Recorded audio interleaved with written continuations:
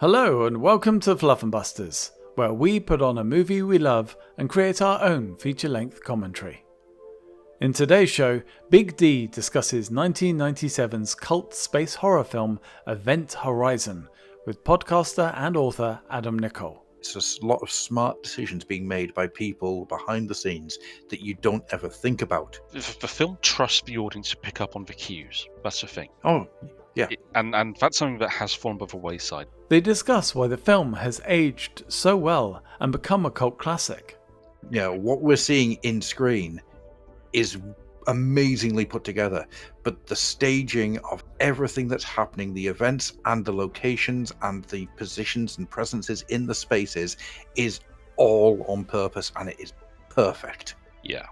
They talk about the commitment of the small but talented cast. Everybody in this film is taking it as serious as the grave. Yeah. Even the bits later on which are more humorous. Here I come, motherfuckers! Yeah. It's within the character's remit to do things like that. Absolutely. They've committed to the bit. And of course, there's a whole host of digressions, jokes, and tangents that such a conversation brings. The most interesting thing about that was the director, Richard Stanley, was fired from the film, but instead of leaving the set, he went for a wander about in the jungle, got off his face on ayahuasca, joined a local tribe, and then snuck back on the film as an extra. As you do. So, if you're ready, grab a drink, get comfy, and let's get started. Oh, sorry, I'm going to have to write a Sunday Musings on Event. Yay! Mission accomplished. Howdy, folks. Welcome to another episode of Fluffenbusters. I'm not this week joined by Mr. White. He sadly is dealing with real-world stuff. But I found a substitute. It's another Adam, Mr. Gruff. Say hello, Mr. Gruff. Liberate tutemet et infernus. Yes, I found him lurking in the lobby, as you might say, because we're tackling Event Horizon today. Where we're going, we won't need eyes to see. Yeah. God, this film's wonderful. It's so bizarre. There's this entire thing with Event Horizon, and we'll get into the 40k connection shortly at some point during this, because there is actually a 40k connection, and I have it from the horse's mouth on where that 40k connection comes from. Excellent. However, what I always find interesting about Event Horizon is that you have Paul W.S. Anderson, same name as the delightful Sugar Bear, Mr. Logan Blaze on the Discord. And if you don't know the entire story of the Sugar Bear, I am not going to get into it here. It's too long and involves a naked photo with a Unicron covering the most offensive parts. It's a long story, and I'm going to leave you with just that bit. I'm forced to ask which Unicron, because there's like the Armada Unicron. Okay. In planet mode. It was a bet, and our Paul Anderson unfortunately lost it and did a Christmas card, and it was the funniest damn thing I've ever seen in my life. Beautiful, beautiful moment. I'm so happy to know the people I know. Yeah. The Paul W.S. Anderson, he created multiple films over the years. The two that he made that always stand out to me are the first Mortal Kombat, which is a wonderful experience. It goes, here's Mortal Kombat, but let's take a Jason and the Argonauts approach with it. I mean, Mortal Kombat does kind of take it. It's not a one translation of the game, and even the law that was even in the first game. But it is quite a lot of fun. It gets the spirit of Mortal Kombat. It gets the spirit of Mortal Kombat absolutely bang on the money. Yeah, and those classic martial arts tournament movies like Enter the Dragon, which Bloodsport, and all that type of thing. And oh man, I could talk about Bloodsport for hours on end. So there's a lot of interesting stuff that goes on about there, especially about the guy who wrote the film Bloodsport, saying that it was all based on his life. Oh yes, I've heard about him. The giant bullshitter. Yeah, up there with the Warrens. But yeah, Mortal Kombat's a really good film. It's a solid adventure film with a lot of fun. All the cast is great. and it ends up being something better than the games it's based on, in my eyes. Mm. Yeah, the game story, until you get into much later on into the PS2 era, Yeah. Mortal Kombat story was always a bit rubbish because there wasn't one. No. That wasn't the point of the games. Yeah. So actually having lore and a full story, which the games then started taking from that film going forward. Yep. It Shang is. Tsung starts looking a lot younger all of a sudden. I mean, there's a hell of a. Mortal Kombat's got a weird mythology anyway. But Yes. what's really bizarre to me is how all the different media for it actually does slot together. Yeah, it does It's now. I all mean, because do you remember there was that one season live action TV show they did with Conquest. yeah, that Yeah, man. fits in as it's actually a established prequel to the games. All right, if you're going to bring up Conquest, I need to. Conquest makes me angry. Right? Go on. This is a It ends on the most amazing cliffhanger in the world, which is Shao Kahn building an army and doing this entire "We go to war," and it never comes back. And yeah. it's an amazing cliffhanger. It is such a great end to the series, and it's left. And you're like, God damn it! It's up there with Reboot before Reboot. Well, I was going to say before Reboot got rebooted, but then the reboot of Reboot was terrible and didn't actually fit it off. Yeah. But where Reboot ends with megabytes, and so begins the hunt, which is a great cliffhanger, and it never gets looked at. Was that season 3? Because I only ever saw like the first half of season 3. Because No, that was the end of the TV movies. Oh. At the end of My Two Bobs, you have Megabytes Blimey. returned as a super virus, and he's taken over mainframe, and everyone's on the run. Oh, I have to go track these down because I've never seen these. Mate, Because to me, Reboot, you had the end of season 2, which was one of the best endings to a season you could think of, and then season 3 started up with Matrix and their journey together. no. Was it? This is weird, right? That's how it was shown on CITV, but that's Yes. not how Yeah. it goes. So Oh. season 2 ends with Bob being fired off into the web. Yeah. In an almost frame by frame remake of the Beast Wars season 2 ender that happened 3 weeks beforehand. Yes. Yeah. Yep. Mm-hmm. It's really bizarre. When it comes back, you have 6 episodes of No Bob, and it's just Dot and Oh, that's right. Yeah. Enzo. Yeah, it is Enzo. I couldn't remember. Then poor That's right. Enzo Because Matrix's name there. You had the Enzo and Dot stuff, but Yeah, then ends with Enzo and is it Enzo Leah? loses the Yeah. Doom Mortal Kombat style game, has his eye pulled out, Yep. right? And then because he loses the game takes him back into the web. We then pick up on the next episode where you have him as Matrix. What you find out in the TV movies is that Matrix is still the same age. It's just that's what he turned himself into because it was the only way he could survive Yeah. being in the web. He's still a kid. All the stuff he does, he's still a kid. It's amazing. Dang it, I'm going to go on a deep dive into Reboot. Absolutely. The first TV movie is it's a virus who is transmits by touch, and she has taken over the Guardians. She has taken over bit by bit by bit, and she isn't the spitting rage that Megabyte is. She is reasoned, she is calm, and she is terrifying. That sounds great. I am not kidding you when I say everything that comes in the last year of Reboot is genuinely incredible.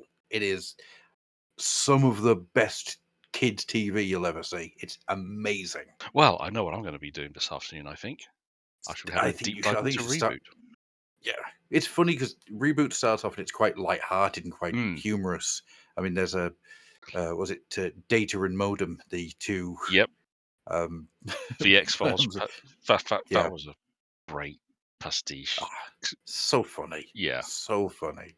Um, and then as it goes along, more stuff gets added. You start getting Hexadecimal's backstory, and Hexadecimal is one of the most tragic characters you'll see in TV. She is heartbreakingly sad. Everything about Reboot is incredible. But anyhow, right, Yes. we're not here to talk about Reboot because Reboot and Mighty Max are two things that I will, and Avenger Penguins are all things that I will talk about in huge amounts of time And honestly, every time I get the chance. I would talk with you about them, but let's put a pin in that conversation Yes. and So return to Paul W.S. Fallout. Anderson, Yeah. yeah, he made Mortal Kombat. Mm. He then goes off to make Event Horizon a couple of years later.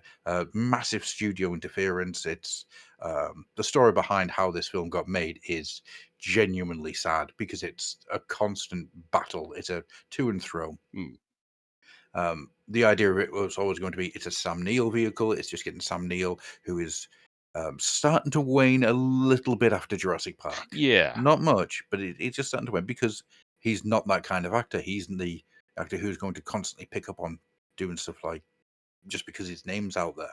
Yeah. So Sam Neill's always, I mean, Jurassic Park's kind of stood out as a bit of an oddity in his filmography because Yes it's and not no. his. Yeah, I I suppose mean, it's fair. before that, you had John Car. So you've got Dead Calm, the Nicole Kidman thriller, where he plays the abusive husband. You've got In the Mouth of Madness with John Carpenter. Yep. You've got Jurassic Park, and then you've got Event Horizon. That's a really weird stretch of movies. It is.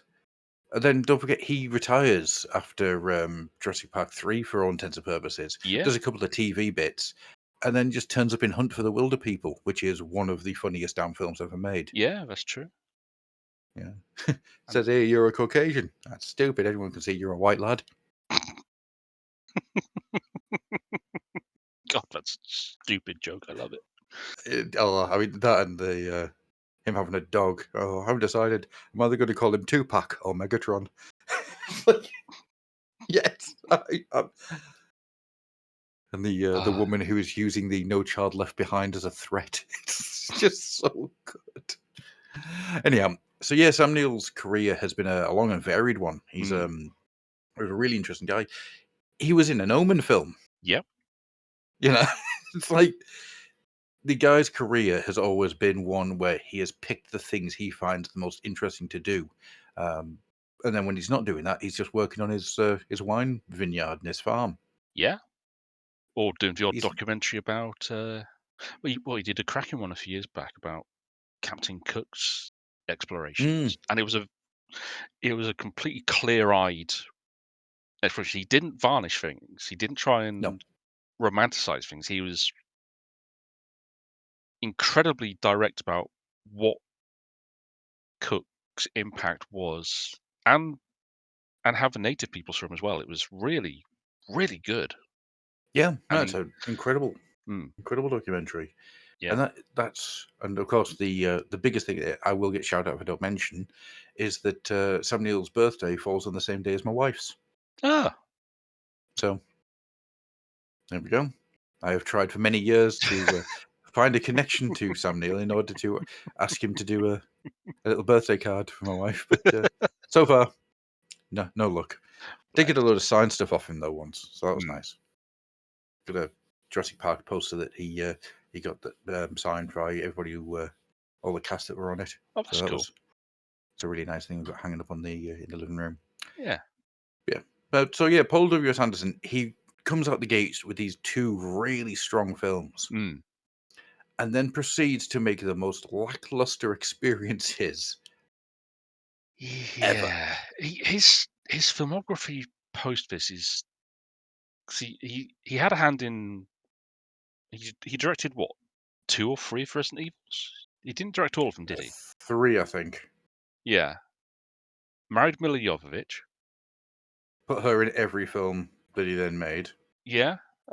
Made what I think is quite a fun, if bizarre, take on the Three Musketeers, which I'm still annoyed didn't get a follow-up because God, that film's bonkers. It's a visually interesting film. I mean, yeah, he does the first Resident Evil. I should actually say as well, he did Soldier, 1998 Yes, Soldier, yes. a film that is weirdly better than it is, if that makes sense. Yeah, it It is not. shouldn't. It's Soldier is not what the director or the marketing team pitch it as so much. No, it's a strangely introspective film, Hmm. but the parts are terrible, but the whole is good. And Yeah, I've never been able to fully get my finger on the pulse of it, but there is something about Soldier that I've always enjoyed, and not in a oh man, this is shit, it's brilliant type. And it might literally just be Kurt Russell's performance drags it out of the mire, but it's a oh, very muted, understated performance. So I don't know. yeah. It is one of, to be fair, and yeah, Soldier is an odd movie. It's on for watch long in a couple of weeks, Hmm. which I'm quite looking forward to seeing it again. To be fair, but Yeah, it's been a while. It's been a couple of years. it's The such a last time I weird. watched it, I did a back to back of Blade Runner Soldier and Blade Runner 2049, Ooh, that's good. which was actually quite a fun little. Yeah, it was a fun evening. I can picture that. Yeah, you got So from two. there, Hmm. sorry, carry on. No, no, crack on. So from there, he makes the first Resident Evil, which the first Resident Evil, although horrendously tonally all over the place, is fun. It's Hmm. not a bad little film. He makes AVP once again. It's not Yeah, yeah, great, but it is a very watchable film. yeah, Yeah, it's. I think the fact that AVP 2 happens makes AVP 1 better by comparison. yeah. Um, he then makes Death Race with Jason Statham, Oh God, I which forgot Death Race. how do you forget Death Race? A film that I, for years, was sure was an Asylum movie because Hal. it just feels like an Asylum movie. Although it came out, and Asylum made their own version of Death Race with Yeah, the Insane Clown Posse, and somehow that's actually better. It's the Statham Death Race is a very very boring film. From there, he hmm. goes from Resident Evil Afterlife, Three Musketeers, Resident Evil Retribution. Um, Resident Evil: The Final Chapter in 2016, Monster Hunter, which I had to go back and look because I honestly thought that was an Uwe Boll film. I forgot about Monster Hunter as well. I've never seen it, but I just my brain Yeah, went, "Oh yeah, yeah. that was a thing." And he also made a film about Pompeii, which I've never seen. Oh, wait, was that him? The one with Kit Harington? Yes, yes. How did I not know that was a Paul Anderson movie? I've seen a lot of these films at the cinema, to be fair. I think hearing you list to them, it's like, how did I? It's like Pandorum. Somehow I didn't know he was a producer until the end credits. And yet, watching it, I was thinking, this feels like a Paul Anderson movie, but I'm sure he wasn't listed as the director. Pandorum is one of those films where it's a decent enough film, Hmm. but I want an RPG set in that ship so badly. Oh, yeah.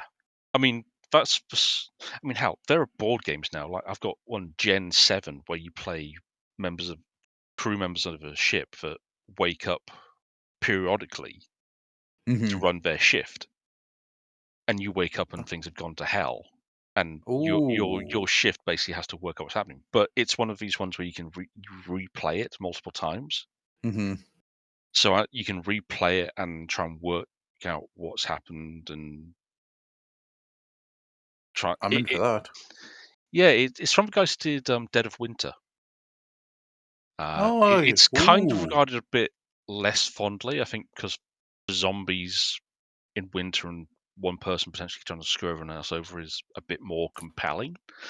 Yeah, But Gen 7, I got a soft spot. I mean, I've got the expansion for it as well, just because it was cheap one day, and I thought, oh, I'll grab that, put it in a basket. But it's a nice production. It's one of those settings that it's weird doesn't get returned to more often, because Pandorum did kind of nail the vibe really quite nicely. I mean, it really does. I've always felt that Pandorum and Event Horizon are a hand in hand. oh yes, they feel like Yeah, they're in the same universe very much. oh, 100%. 100%. Um, Yeah, it's one of those ones where there's a part of me that's like, can I write an RPG that files the serial numbers off Pandorum and Event Horizon and make something out of it? Well, Yes, I can. Can you use Joe McCulloch's, or is it Joe McCulloch or Jonathan Hickman? Oh, those dark places. Yes, yeah. Oh, yeah, Hickman's. Sorry, I mean you could, but it's more like the exercise of doing it for me. Can I get the Oh yeah. feel of those films down Mm. on paper? Which is on my big list of things I want to do, which I will get to at some point. Also, buy my books. I Yes, have books. Buy them. they're quite good, to be fair. So far, they're not shit. Yay. We should probably start the film running because we can yammer over it, to be fair. Yeah, that's So, fine. That's fine. so I'm going to be running the remastered edition, Same. starting from 2 seconds in on the Paramount logo. So 1, 2, 3, play. And so I know you wanted to chat about this one on Lurkers in the Lobby because of its Lovecraftian Yes. overtones. Yes, Lurkers in the Lobby, which if people don't know, then you should, because I cleaned them up as best I can, because my God, those are 15-year-old episodes. Really, Old. really Oh, compelling yeah. stuff, though. I've been listening to them as I've been riveting stuff and driving to London and back on occasion. They're great. It was Chats. something I was always really proud of. And the fact that we managed to get quite a lot of people involved in it, Yeah. up to and including the Bard himself came in. You know, they were really popular back in the time. Lurkers in the Lobby, and this sounds like I'm blowing my own trumpet, and it's something I'm never comfortable doing, but in this case, it is worth pointing out. When we did Lurkers in the Lobby, it ended up being the most popular thing on the old Oil House network. Oh wow. Back in the day, where each episode, because we didn't do them very often, they were maybe once a month, if that, and every time they came out, they were up there with BBC Sounds level downloads. Jeez. Every time. That's how popular those things got. And then, of course, when these things happen, it just tails off and gets completely forgotten about. And I was always really proud of what we managed to achieve with that. And you should be. I mean, I'm glad you brought them back because I'm sure I must have known about them, but at the time I wasn't really my vibe. But listening to them as part for Fluff and Hammer uploads, Mm-hmm. they've been great. I mean, Thank you. really dig into some nuts and bolts. I mean, I've never really been a big Lovecraft guy. I mean, my first, outside of hearing his name attached to Call of Cthulhu and stuff, Mm-hmm. my first kind of exposure to him as a personality was when he was a character in Necronauts in 2000 AD, alongside Harry Houdini and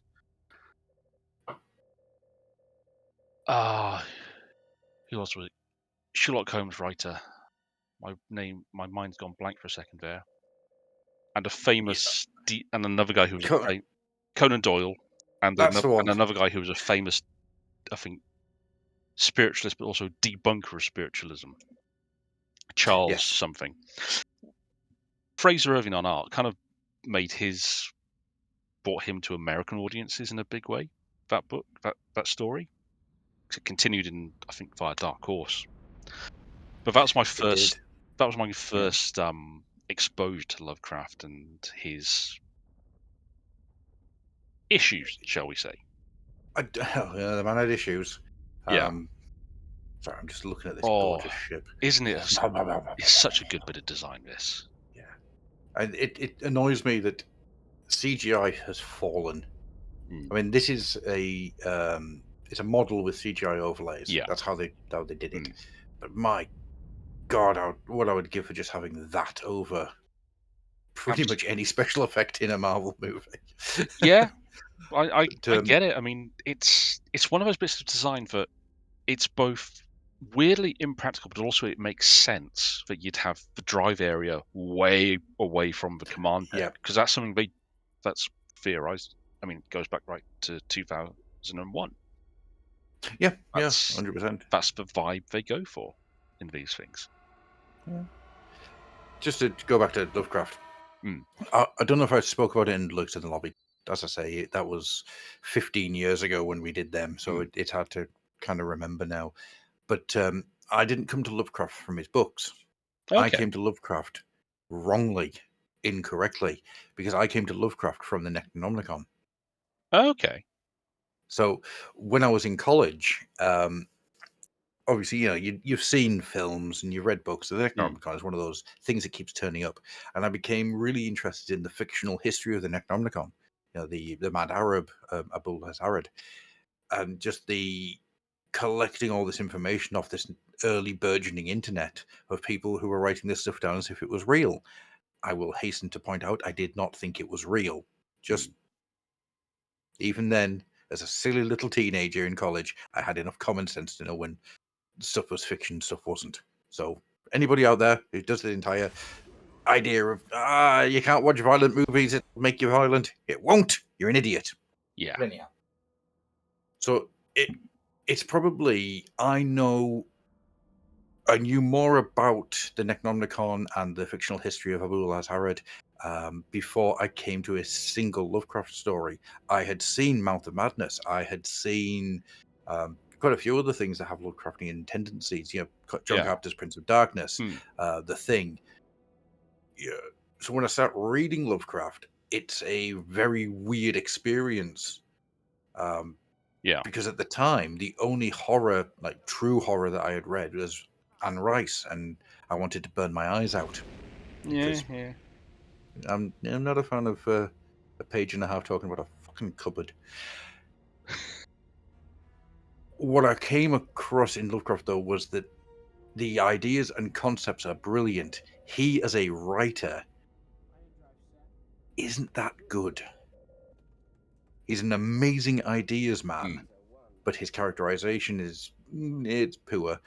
But he manages to create and conjure up such an atmosphere that you can't help but fall in love with him, even though the guy himself was a horrible, scared little freak of a guy who genuinely would have had a whole heap of diagnoses if he was born today. Yeah. I mean, he was very much a product of his time, sadly. Absolutely. And his environment. Yeah, I mean, his dad committed suicide. His mother was institutionalized. He spent his entire life with his three aunties who did not want to have a boy in the house, and so they treat him poorly. Is the best way. I won't get into too much details about that particular thing because it's not pleasant listening. And what that ends up giving the guy is, for a very, very long time, a fear of everything. Yeah. He's a broken individual who then starts writing down his nightmares, and that's what his stories come from. Now, that doesn't excuse his behavior, and it doesn't excuse his language, and it doesn't excuse the characteristics that he constantly displayed and didn't want to change. However, it does explain them. Yes. And that's the difference between explaining and excusing. Exactly. And there's a big difference between the two. And I think you can always look for the reasoning. That doesn't mean that you can turn away from the bad parts of it. It doesn't say, oh, well, here's the reason for it, so it's understandable. Yeah. No, here's the reason for it, so that's the reason for it. Yes. Doesn't mean you can excuse it, and you should never excuse it, because antisocial behavior is always going to be antisocial behavior. Absolutely. But anyhow, God, this is a great cast. Sorry. Oh God, I want to talk about the timeline. We were deep in discussion earlier on, so we kind of missed the timeline as we went by. So, according to this film, in 2015, permanent colony established on the moon. 2032, commercial mining begins on Mars. 2040, deep space vessel Event Horizon sent to explore boundaries of solar system disappears beyond Neptune, the worst space disaster on record. 23rd of January 2040, Captain John Kilpatch makes his final log aboard the Event Horizon in deep space. 2046, the lost ship Event Horizon is discovered in low orbit around Neptune. 2047, the starship Lewis and Clark is sent to investigate and salvage the lost starship Event Horizon. They discover bad things. Gosh, that's an understatement. Yeah. So if we look at where we are right now in 2025, right, we're in the wrong timeline. And I know, want to right? be in the Event Horizon timeline, please. I mean, that would basically put us on the 40k timeline, but yeah, I'd take. That's fine. That's so far in the future, it doesn't bother me none. Yeah, I just want the moon colonies and us to be doing more than we are. God damn it! Yeah, that would be good. I'd That would settle. be good. I'd settle for being in the Sequest timeline. Yeah, Give me something. The Sequest timeline means that we all get floppy hair again, and that's good. What do you mean again? Oh. No, I'm talking about that proper Home Improvement style floppy hairdo. Oh Like the yes, kids had. That level of floppy hair. I feel sorry for Sam Neill at this point because that man looks cold. He's you could cut diamonds with his nipples. Mm. As you mentioned 40k, Yeah. do you want to get into the connection? Let's, because Right. if you've watched this movie, it's pretty. You'll probably think, hang on, they're traveling through hell. That sounds familiar. Mm-hmm. So the meme goes that 40k, Event Horizon is a 40k prequel, right? That's the basic meme, and obviously it's a big budget Paramount movie, so it's not a 40k prequel, no matter what you do. Yeah. Officially or unofficially, that's the type of thing that big corporations get into. Like they get very litigious about. Yes.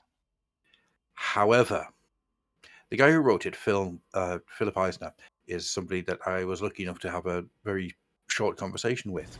Philip Eisner also did the Mutant Chronicles film, which you should always watch the Mutant Chronicles film. It's not properly Mutant Chronicles, but it's so damn good. It's such a weird movie. It is, and it uses the same kind of thing as Sky Captain in the World of Tomorrow, and is a much better film than Sky Captain in the World of Tomorrow. Yes. I love Mutant Chronicles. Yeah. Like, possibly too much and possibly more than it deserves. It's a great film. Phil Eisner is a massive RPG nut. Like, we are talking, the guy knows more about tabletop games than either of us do. He is a walking encyclopedia on D&D, on Mutant Chronicles, on anything that you want to draw attention to that is a tabletop RPG. He knows depths about. And whilst he never meant for this to be a 40k prequel, that stuff was in his head from playing a lot of 40k. And so it's accidentally found its way out. And he was saying, wasn't something on purpose. It's just what was in my head at the time. Yeah, I mean, I can understand that. I mean, if you've been doing all that, got you in all that stuff, then yeah, it's going to come out in some way. Yep, 100%. And it's the way it works. It's anybody in the creative sphere knows that you constantly soak in information. It's always going to be there. And when you're given you have to write a script about this spaceship that gets stuck in hell. All right, where else are you going to go if you're a 40k guy? You're writing what you know, and all script writers do it. Yeah, and it's the best bean.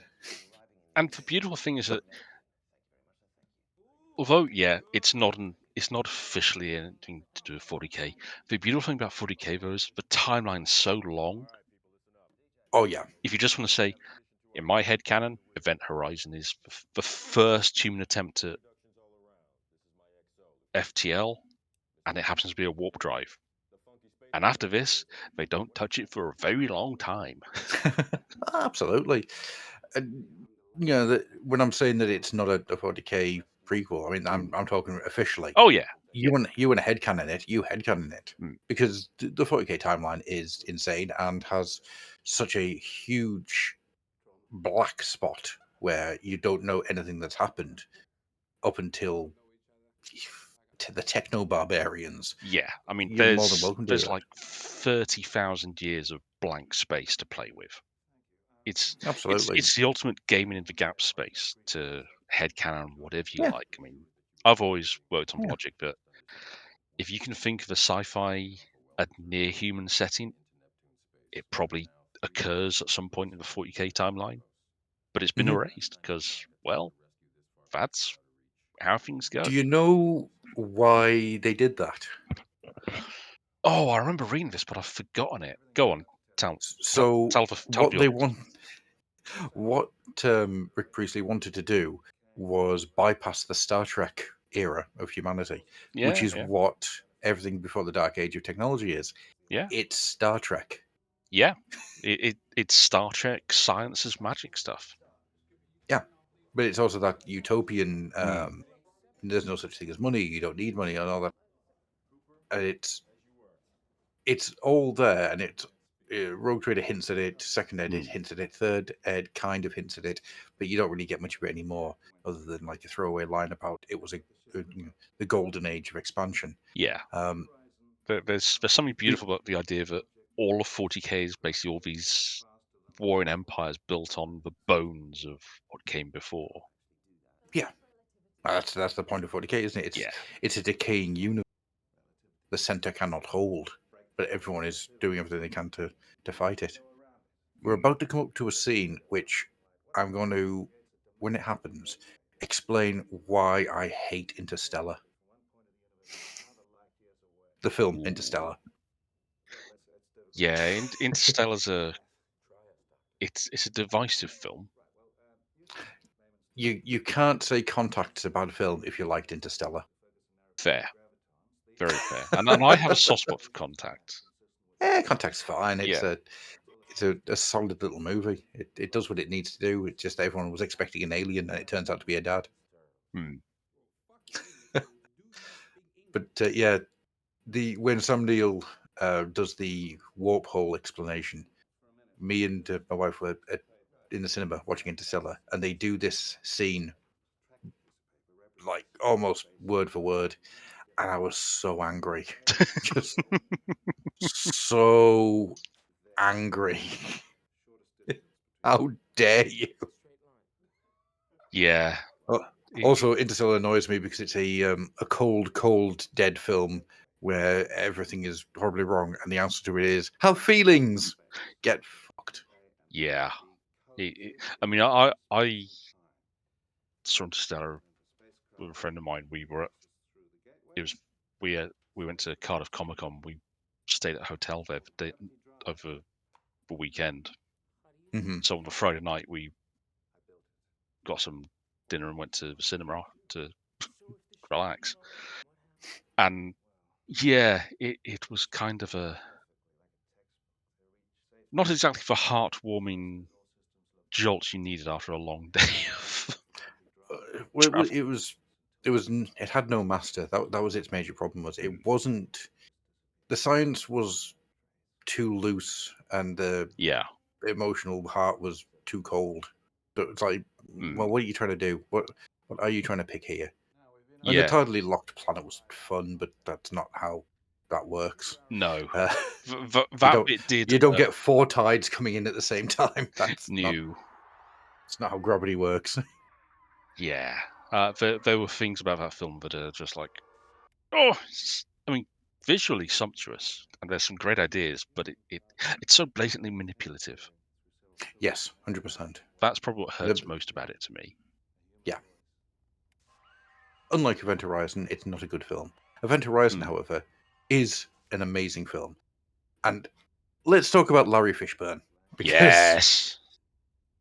Lawrence Fishburne, he puts in more work than he should need to here. It's Mm, insanity. I mean, don't get me wrong, everyone's putting in the work. Everybody is working to the script, creating the characters, and they're getting everything on screen. mm. That may sound like I've just described what all actors do. Not completely true. No. In a film like this, it's very easy for people to ham it up or people Yeah. not to take it seriously. Everybody in this film is taking it as serious as the grave. Yeah. Even the bits later on which are more humorous. Here I come, motherfuckers! Yeah. It's within the character's remit to do things like that. Absolutely, they've committed to the bit, 100%. which And I I think think, it's one of the reasons why this film is as good as it actually is, because yeah, everybody is working their ass off to get this to happen. absolutely. But you're right. Lawrence Fishburne is an actor who his career is genuinely a fascinating one because he got his break in Pee-wee's Apocalypse. Playhouse. Actually, no. Do you know his first feature film was Apocalypse Now You're right. Yes. when he was 15 because he lied Mm-hmm. about how old he Yes. was as one of the gunners on the patrol boat. He lied Uh, about how old he was in order to get into a film about Vietnam, like people were lying to get into the army. Yeah, so It's oddly, one of the most offensive things about the film, which, yeah. but and then yeah, to Americans he was quite famous from Pee Wee's Playhouse, which Yeah. I never really knew about that in the UK. Did it ever hit over here? Because No, it never happened over oh, here. We never got to see Cowboy Curtis, much to my shame and yeah, annoyance. But even when I was in Dubai, we never got it there either. yeah, It's it's I don't think it ever got out of America. which is so weird because if you talk to a lot of Americans of that age bracket, it was a big deal for them, whereas Yeah. for us it was just like watching Batman Returns. To Americans, Penguin's parents, one of them being Pee Wee Herman, was a big thing. We're like, oh, okay, that's cool. Which is weird when you get Pee-wee's Big Adventure, Yeah, a film that, honestly, there are very few films out in the world where something hits America and has no cultural impact in the rest of the world. mm, And Pee-wee's Big Adventure is one of those films, because the yeah, rest of the world barely understands it exists. Yeah, there yeah, is no real thought about it at all unless you're an American, and it's fascinating to make. yeah. And it's weird because it's actually not it's a quite a good film. It's just That's it. it, It's it solid. it's just culturally, no one outside of America has any context for it because the way American broadcasting went, we it's like if there was a Roland Rat film. Yes. It would have done gangbusters in the UK, but outside of the UK, meh. Well, that's the thing. It happens the other way around. Like, we have things like Yeah, yeah, the Grand movie, which did really well for itself. mm, The Magic Roundabout. That's a big one. yeah, It does well for itself here, but outside of the UK, it doesn't really do anything. There's loads of films like that. yeah. I mean, hell, But for it to be, just look at how many big franchises there are in Japan and well, in Asia that never impact outside of those territories, and yet are it never goes huge. the other way. It never goes the other way from America to other countries. Mm, Anything that's big in America is usually big in other countries as it gets sold and yeah, repackaged. Pee Wee's Playhouse and Pee Wee's Big Adventure, nothing. yeah, The Ernest films is another one yeah, which yeah. I would a lot love the Ernest films because I did see them all when we were living in Dubai. Um, and I freaking love the Ernest films. They're Mm, so much fun. So cheap, but so much fun. yeah. Uh, but yeah, they're other ones that don't really get any love outside the US either. Yeah. Sorry, I was just gonna say, I love how the chairs are all on gimbals in this. I know, it's so good. Yeah, it's a little thing because the ships in this film are kind of only paying a bit of lip service to real world design, but they get little bits of detail in there that make you think, oh yeah, this would actually work. That makes sense actually. Hmm. And whilst at the same time, the captain's chair also being one of the most terrifying things you'd ever want to sit in your life. I mean, when things start shaking, you do not want to be on one of those gimbal chairs. Yeah. But I do like how they've put the work in. So his chair, especially, has got duct tape over parts of it. You can see it's been repaired, and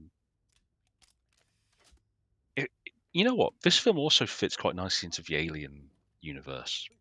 It does. Hmm. You can use Event Horizon, a thorough park, to get from the Alien universe to Starship Troopers. Oh, And I yeah, can't remember exactly how it works, but there is a way you can do it. Oh, I remember my old gaming group worked it out, and we're going back a long time now, so I'm struggling to remember it.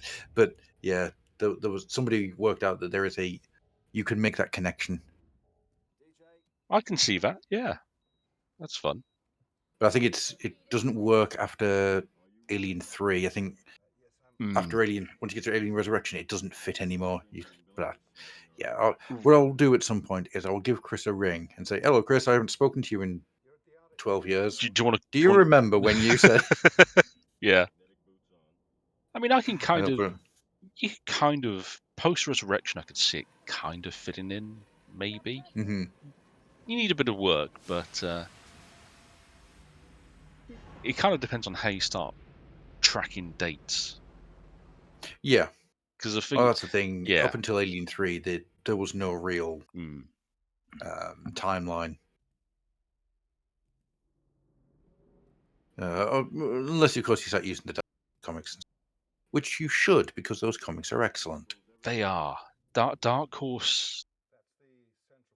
It's weird. People nowadays possibly don't really grasp how impactful it was. Dark Horse having the licenses they did in the 90s. Well, 'Cause that's how Dark Horse stayed in the top tens yeah, of each month's comic list. They brought out a new Alien series. That Alien series was getting into the top 10. yeah, and a lot of those series. I mean, yes, they did their sequel series, but they had to retcon eventually once 3 came Yeah. out. Same with their Terminator books and some of their Predator stuff. But they were putting out genuinely good stories month on month. And the beautiful thing about their Alien books, is that they did work to come up with a different. Because one of the joys of the Alien franchise, which some observers might not really grasp, is that one of the joys is working out how you put different groups of supposedly smart people or competent people into a Mm-hmm. situation where a xenomorph occurs or multiple occur, and then see what happens to them. And And then you have Prometheus, yeah, yeah, which is the exact opposite of that. yeah, that's people who are book smart suddenly find themselves in the field, and it goes exactly as you'd expect. Sadly, Yes. uh, Yeah. but yeah, Dark Horse did have a hell of a tear between Star Wars, Alien, Terminator, and Predator. And it's one of the things where I kind of miss when comics did sequels to films. Hmm. You don't really get it as much anymore. However, later this year, I think it is, there's a Event Horizon comic coming. Ooh, Gimme, I right mean, into my veins. you know what? It's weird. Since Marvel, since Disney bought Fox, Marvel have got the rights to do the Alien and Predator books, Yeah, and they've been doing some really fun stuff. So they just finished Avengers versus Aliens. Quite, I am waiting for the trade of that, and yep. I will be buying it because the reviews have been really good. It stuck the landing to my mind. Hmm. They're in the middle of Predator versus Spider-Man, which is frankly bug nuts as is. They've done a Predator versus Black Panther and a Predator versus Wolverine book, Hmm. but they've had standalone books as well. So Predator's had its own little mini set of like 3 or 4 miniseries that tie together quite nicely, but also tie into all of the films. And some for Dark Horse books as well, which was quite fun. Alien, though, most of that stuff's been detached from the films. Hmm. Although they did do one series it featured Amanda Ripley That's following cool. on from Was that it? Isolation.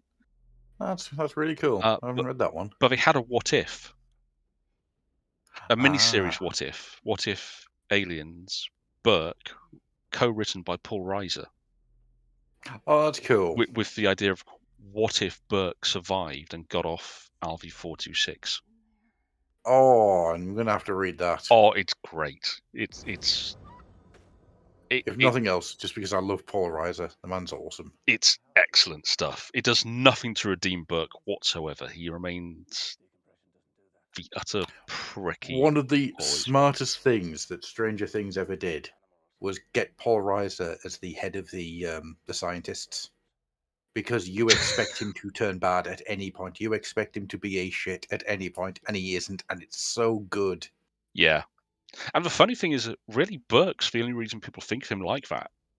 Because Oh yeah, yeah. otherwise, Yeah, almost, he's a sitcom actor. yeah, I mean, Three Men and a Little Lady, Mm-hmm. a lot of the TV stuff he did, as Eddie Murphy's partner in his Detroit partner in the Beverly Hills Cops films.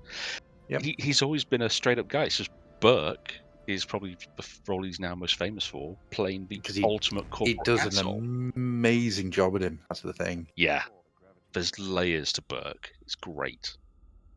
I'm trying to remember the name of the sitcom that he was in, because the sitcom's really weird because it's the first appearance of what's her name from Friends? Phoebe from Friends. Okay, Because that's she predates Friends. that's interesting. Um, See, Friends actually kind of because all of the actors I think Mad About You.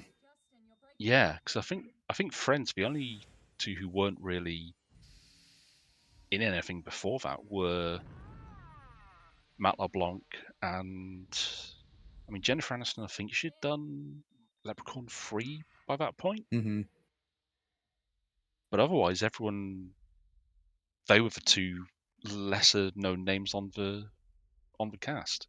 Which is, Lisa Kudrow hmm. appears as Phoebe Buffay in Mad About You before she appears in Friends. Oh, she appears as the same character. That's really interesting. Yeah.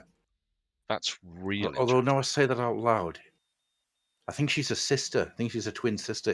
It's not Phoebe. It's Ursula. That's all right. It's Ursula Buffay, and she. Why do I know this much about Mad About Oh, You? that's Uh, even more bizarre. yeah. So she's the identical twin sister of Phoebe Buffay, and the pair of them kind of turn up in each other's shows. Yeah, that's It's a really strange little moment. Yeah. yeah. And it kind of sucks that we're doing this whilst one of the more fascinating bits of the film is going on with the drive activating, and just in about to go on a bit of a wander, shall we say? The idea of the drive being this sentient thing. Did you ever see Sphere? I've seen bits of Sphere. It's one I never really got around to watching all of, sadly. Terrible film, amazing book. Mm. Right? And there's parts of this that remind me of the Michael Crichton book Sphere. Yeah. Because the idea of this thing that's in the center of the ship that is kind of calling to you and drawing you to it, and it's trying to communicate with you, but it doesn't have a common language. It is it's communicate with you by going, hey motherfuckers, you're going to hell. Yeah. Rather than one in Sphere, which is a lot more subtle. Yeah. I love that freaking effect when he comes out of the goo. Mm. It's such a simple effect, but oh my god, is that effective when he just gets pulled out of it. Oh. One of the things I really wanted to get into as well was the spacesuits. Mm. How good is that design for a spacesuit? Yeah. And how much does it look like the Votan? Yes and yes. They are really good spacesuits. And I love When the the idea that Votan got announced, the first thing I thought of was, well, I'm going to have to paint them up as Event Horizon crew members. yeah. And I love the idea that the team has a dedicated rescue specialist. Mm-hmm. It's one of those things that you think about it, and it's like, yeah, that they would have that. That makes perfect sense. You would on a space-going vessel. Logically, you would have someone on board who is trained just for rescue ops. no matter what the Yeah. ship is. That makes sense. The sheer amount of world building that takes place in Event Horizon. Yeah. When people talk about Event Horizon, what the conversation always goes to is the more grotesque and the gruesome parts of it. Because it is a horror film at the end of the Yes. day. Yes. The entire reason it was made was because mobile phones were starting to get more popular, and people were thinking, if you're in a haunted house and you have a mobile phone, you're not ever really alone. Mm. So let's put some people in a position where they are completely isolated. They have no way out, and that's what the common starting point for Event Horizon is. Um, One of the things that it does, though, and it does it amazingly, that you never see much discussion about, is how much it builds a world around what's going on here. This is a corner of a larger story. There is more things happening. Yeah. Each of these characters have something that happened before, and if they'd survived, would happen after. Yes. Yeah, spoilers. And it is rare to have. I mean, it didn't used to be rare. This is a thing that Mm. I feel is always worth a discussion. There's a lot of show don't tell that happens here, where you Yeah. get to know about these characters and the world that they live in from little throwaway lines, from little bits and bobs all over the place, like bits of the Yeah. set design, the set dressing when they're on Lewis and Clark. Um, Lewis, yeah, I thought I said Lois and Clark there, which is always a thing that comes into my mind. I mean, Is that a Superman joke? honestly, I'd have taken either name for the ship, to be fair. Either one works. Lewis and Clark, of course, were the uh, famous American explorers who mapped out big chunks of America, Mm. or the American North, anyhow.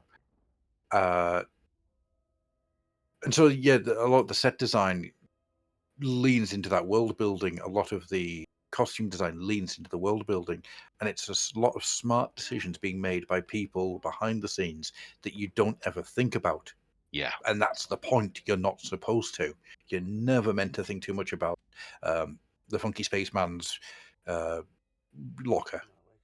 Yeah. But your eyes see it, your brain registers it, and you take in the information, and you know who he is, what he is, and the life that he leads. It's genuinely clever stuff that Absolutely. And it all feels over very. time doesn't get used as much. Yeah. The film trusts the audience to pick up on the cues. That's the thing. Oh, yeah. And that's something that has fallen by the wayside. It's not all the time. And all right, it's hard to describe. Audiences have not gotten less willing to read things in, but and filmmakers aren't unwilling to make films like this. The issue, I think, is that the system discourages it. They want films Yeah, that are easily they digestible. were lowest common denominator movies. Yeah, and there is nothing Um, wrong with films like that, but it's become the dominant presence at the expense, yes. and because of the expense of filmmaking, it's Yeah. you I don't really think have the there's an freedom entire anymore. conversation to be have about critical thinking needs to be exercised. And Mm, if you don't have something in front of you that makes you exercise it, you would start to lose it. And I'm not saying that people are getting dumber. That's not what I'm saying in any way, shape, or form. At least not when it comes to films. mm, But if the entertainment that you're experiencing doesn't try to challenge you, doesn't throw these things in, you start to stop looking for it. You yeah. stop. It's entirely subconscious thing, Mm, and it's one of the issues that I've had with, for example, the Marvel movies over the last 10 years, is that because they are so expensive to make, and they are insanely expensive to make, yeah. there isn't the ability to have those risks, to have those little bits of work in the background, because every single dollar being spent has to be on screen. There's a wonderful image Yeah. out there of somebody. I think the tagline was "making the next Marvel film," and it's just burning like $10 notes, Yeah, because that in a lot of ways that's what it is. That's how expensive those films have become to they make. are. And for certain things, it also means that when those films actually do try, they don't. Sometimes the audiences don't give them a chance. Sometimes the critics don't give them a chance, and because of Yeah, that, or because they may not attract a big enough audience, they quotation marks, underperformed despite making hundreds of millions of dollars. Yeah, because And the beast is too big and it yeah, costs too much to make. and it's frustrating because I mean, I don't know you, but I thoroughly enjoyed the Marvels, Eternals, Shang-Chi. I really enjoyed Thunderbolts. I Just gone. haven't seen Thunderbolts yet. I Mm. do need to get to it. Yeah, I mean, I get that they're not everyone's cup of tea. I get that they're not perfect movies, but they are entertaining films, but are not stupid films either. Oh yeah. But because they weren't what people were expecting or what hmm had come before, that turned But people off. the thing is, Mm. you can subvert expectations. Iron Man Mm. 3 is a great film, Yeah. right? Iron Man 3 subverts your expectations, and instead of giving you the bad guy, it gives you something else. Mm. And the bad guy ends up being something else. And that's great because it's a surprise, it's a shock. And I think people got annoyed at it because they felt they were fooled, they felt they were hoodwinked. And they And were, but that was the intent. And exactly, and it was part of the experience. yeah. And honestly, when that reveal happened in Iron Man 3, I damn near applauded. Oh, I was dying with laughter. It was hilarious. It was Because such a good moment. such a subversion. Yeah. And it also avoided what a lot of people were really worried about with the Mandarin as a character. hmm Because he's a He's a throwback to yes. a less enlightened age. Yes. And Marvel, bless them, have struggled over the years with the character. I mean, Yeah, in the that's why you don't last, see him very often. yeah, I mean, in, they actually reached a really good point with him about a decade and a half ago during Matt Fraction's run, hmm and that's kind of been the last time we've seen Mandarin. He hasn't actually been back since then, No. which is weird to realize that it's been like over a decade since we've seen his Iron Man's big bad guy, but it hasn't mattered. Ugh. Genuinely, this scene puts ice in my veins. It's Yeah. because once it ties into what I was saying. Sorry, I've completely derailed you there. No, I no, do apologize. go on. Because it ties into what I was just saying about the world building that's going on. She sees the boy. She doesn't say, "Timmy, my son," or anything like that. But because you saw the video earlier on, you know that it's her son. You also saw him that he was in a wheelchair, and what the hallucinations are showing is his legs completely messed up with gangrene and all these horrible injuries. Yeah.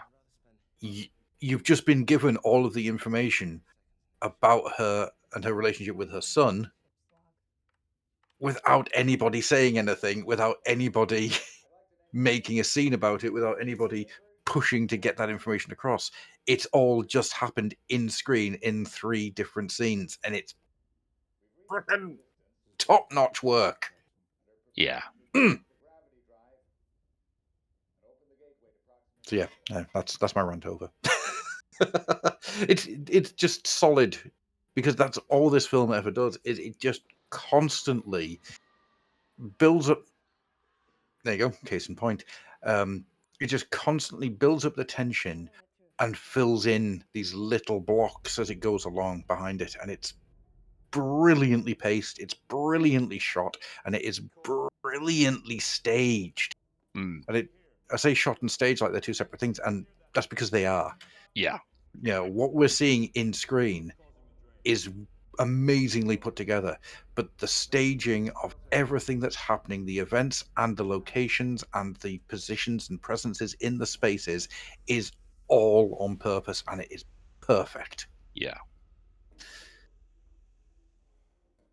Then we get this with, everything's just been this horrible, muddy grey and browns, and then we have Sam Neill in this illuminous green, which sets you off because it's not the same as everywhere else.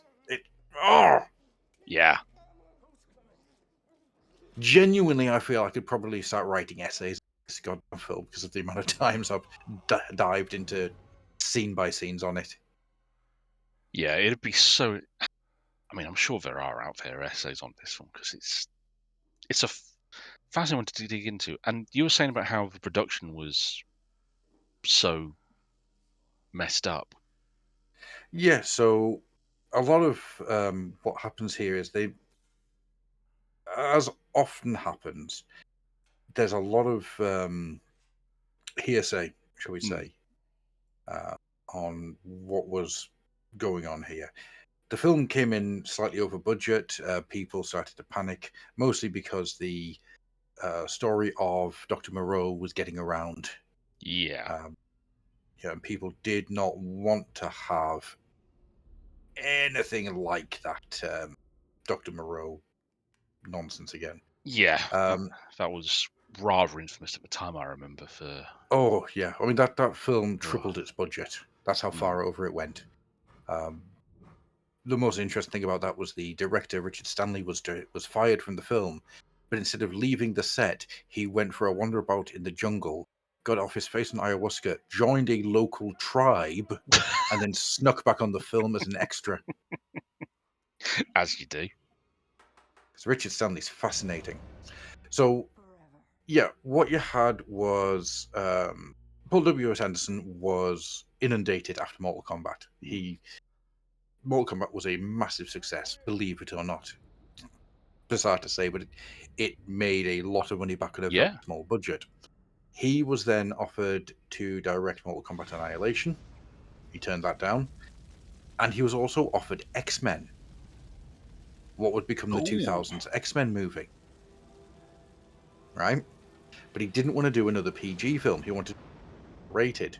So he got sent the script from Phil Eisner for Event Horizon, which they've been trying to get made for a few years, actually. Okay. I think the script had been kicking around since about '93 or so. And Anderson's talked about how it's a very dense script, and he felt that there was a lot of stuff being lost in it. So he started to make changes. The studio went, "No, we're not making changes." So, well, if I make these changes, I can bring the film in under budget. And there's a lot of back and forth going on. Yeah. One of the things that he was trying to do here was trying to marry the first Alien with the 1976 Solaris. Now, when I say that out loud, look at what you're seeing on screen, and you can see it, can't you? Yeah. I mean, that's another one. The remake of you could pair this with either version of Solaris, to be fair. Oh yeah, 100%. This Solaris and Supernova, that's a head trip. Oh God. Yes, please. And then Sunshine as well. So film begins. I'm trying to get through all this as much as I can because it is fascinating stuff. Film begins. The actors were not on purpose, but they were kept very isolated. They were all filming in Pinewood, and nobody kind of left anything. So they all kind of spent time around each other. They didn't go anything else, mostly because the filming shoots were really grueling, and there was a lot of stuff going on, like people being flung around for 12 hours a day in order to get the zero gravity shots. Yeah. So for every zero gravity shot that you see, you're seeing the culmination of like 2, 3, 4, 5 days of work. Yeah. So the crew starts to get a little bit of cabin fever. They start feeling really weird about everything that's going on, and I think that kind of comes out in the performances. They start getting a real strange feeling going on. In fact, one of the stunt guys actually goes out and says that he felt that the film's production was cursed because of various stunt things that went not horribly wrong, but kept going wrong, and all these weird things happening. Okay. Studio is constantly like, what you're doing, what you're doing, what you're doing, what you're doing, to kind of get on with the job, as studios were want to do at that point, because, as I say, you've got the entire shadow of Dr. Moreau hanging over it, where a genre film is being looked at very carefully. Yeah. Lost in Space, of course, is another one that happened not too long before that, and that was a massive bomb. It Huge, was. huge bomb. So the edit comes out, and the first edit gets shown, and people go, "Fuck me, that is too much gore. Mm. That is way, way, way too." 20 minutes is then cut out of the film before That's. its release. I always find that bonkers 20 because minutes. this film's only an hour 35 in this Yeah, version of it. So 20 minutes. That's a lot. That's a quarter of this film near enough. yeah. That But that's that's how much is edited out of the film, which I think works in its favor because it means what you get to see isn't. It's enough to kind of cause yeah, you to visualize things absolutely. without ever getting bogged down with it. And I Yeah, think it works in its favor. I mm. think the edit probably is a lot better than what you ended up with. No doubt. It's a very lean film, and there's something to be said for not being shown everything, just being given a hint. That's Yeah, oftentimes that's much more effective than actually seeing the reality. yeah. So, whilst nobody out there has really spoken about what it is that's been cut out, Visions of Hell, it does seem that there is an entire sequence of hell being a physical place that isn't in the film, Yeah, right? that's And the only reason that I know that is that one of the DP guys has spoken about the sets that were made that had this influence from Bosch and Bruegel, ooh, which that's not what the ship looks like. So that to me is they made a hell set. yeah, So that's whatever that is, that's gone. Then the film comes out. There's a load of stuff in there that is really, um, it's like really, really smart, solid stuff. And then the film bombs. And until yeah, it comes out as a uh, home video release, it doesn't really do anything. I remember going to see this at the cinema, and I loved it. Really, really cool. And it was a shame that it bombed. But as it then starts to happen on DVD, it starts getting traction. People start oh getting yeah, more interested in it, and it ends up getting a cult following, which is exactly what it should have always had. However, the cut footage, the cut yeah, footage, the original edit, and all of the stuff that was excised from the film is or was stored in what Paramount used at the time for its film transfers and celluloid, a Transylvanian tin mine, which then burnt down. yeah. That bit always makes you go, wait, what? Yeah, absolutely insane. Can I pause this for a second? Absolutely. I need to just quickly answer a phone call. No worries. Put a pause Right, on that. There I'll we just do a go. clap. Hey, and we're back. Look at his big ears.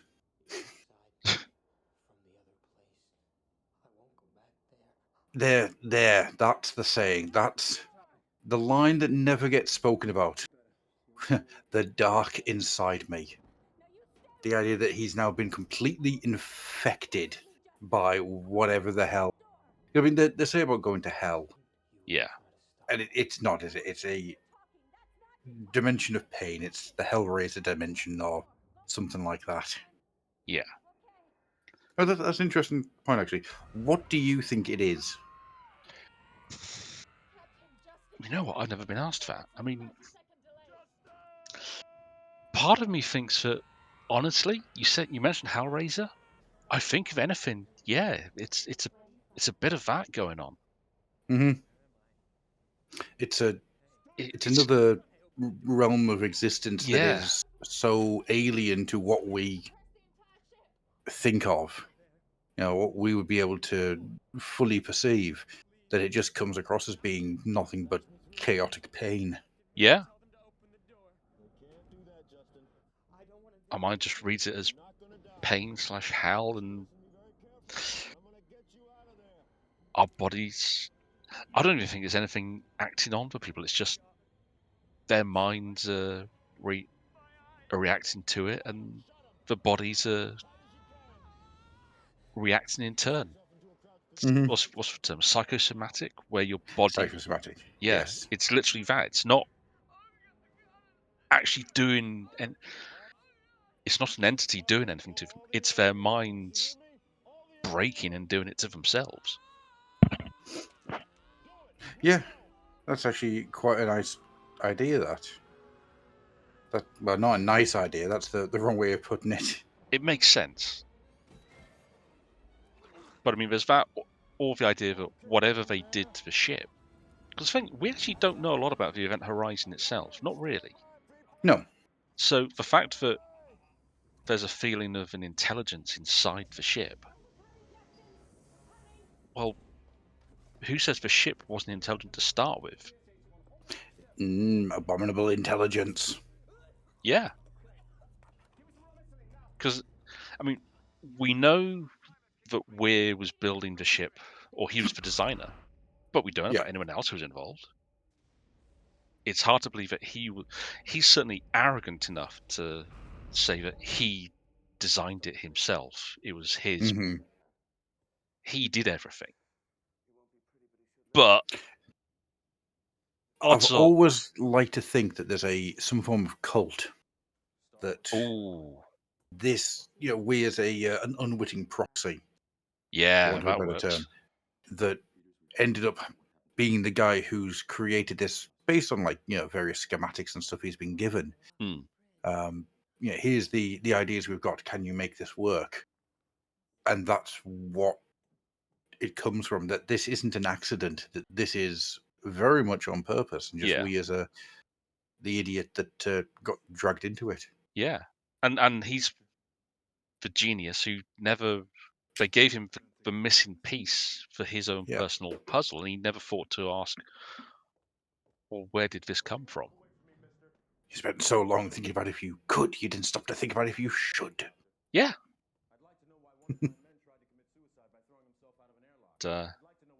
I love the crow sleep tubes in this film as well. Yeah. And it's great how, even though it's pretty much the same design of the tubes, the difference in how the Event Horizon and the Lewis and Clark versions look. Yeah, the Lewis and Clark is really functional, Mm, whilst the Event Horizon's got this cathedral yeah, look to it. very cathedral to all these curves where they're unnecessary. Hmm. It's very Baroque, Mm, much like it was ritualistic, as in designed by a cult. what are the odds? Hmm. I mean, Hmm. honestly, the beautiful thing about Event Horizon is you can just slot it into easily minimum half a dozen different horrific sci-fi horror settings, and it works. It makes Yes. sense for Mission Chronicles. It makes sense for Hellraiser. It makes sense for 40K. You could Hmm. fit it into hell. You could fit it into one of the Treks easy enough. That this has been done around the time of World War III, so it Yep. gets Yeah. lost and no one tries it again because, well, they literally nuked the data for it. There's Uh, something that I said before about how there's a lot of intelligent design happening in set dressing. mm, So that sequence there, where you have Bree and Sam just having a good old chinwag. That's an understatement. Outside the window, you have all of this smoke blowing by, and it's not a painting. There is somebody there with a smoke thrower making these waves of atmosphere in the window, yeah, and and that's what I'm talking about. and it would have been so easy if that just be a matte painting, Yeah, but it didn't. They put the work in, and it gives them. You don't even think about it, not unless you're paying attention to it, but your mind thinks, oh yeah, this is actually they're in an environment where stuff is moving. It's not just the yeah, it's not traditional. static. Yeah, Yeah. I mean, most science fiction, if you go anywhere near a gas giant, yeah, it'll be a matte painting of clouds. Hmm. This feels much more. And how to is so that it's Neptune. Neptune is our solar system's weirdest fucking planet. Well, It yes. is. It's got the longest orbit, if I remember Yep. rightly. It's on the weird. It's its axis is 90 degrees to what all the others are. It's just such a weird planet. It makes no sense compared to the others. Yeah, I And mean, it's what such is a it? weird, and it's such an odd choice that they chose to put it there. Well, it makes Not perfect sense. I mean, what you've got there is what's the rotation for going around the sun? Is it like 150 years or something like something that? like that. I mean, Neptune is, some of their planets can take longer to get to, but their orbits will give you better odds of, will bring you closer at some point Yeah. quicker. Neptune doesn't. Neptune, if it's on the way out, your best bet is to take your head between your legs and pray you can make it back and what you've got left. It's again, it's one of those choices that when you stop and think about it, it's like, yeah, that actually makes a lot of sense for this movie, that it would be Neptune, the planet Oh that's yeah. most weird in our solar system. Yeah. Like I say, It's, intelligent bits of design work. oh, absolutely, It's the little things. absolutely.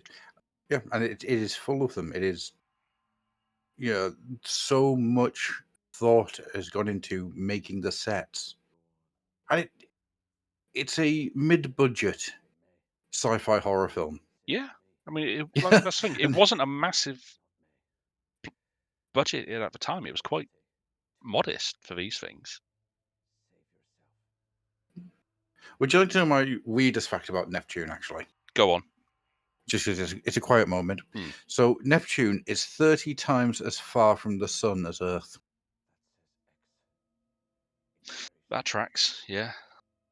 So that's why it's so cold and why it has so much methane. But if you think about this within the film's logic, that's such a perfect environment to get these characters into, Yeah.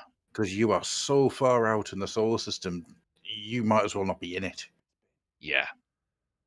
Because even to get back to somewhere where you can get help is going to take a longer time than you've got. Absolutely. So good. Yeah.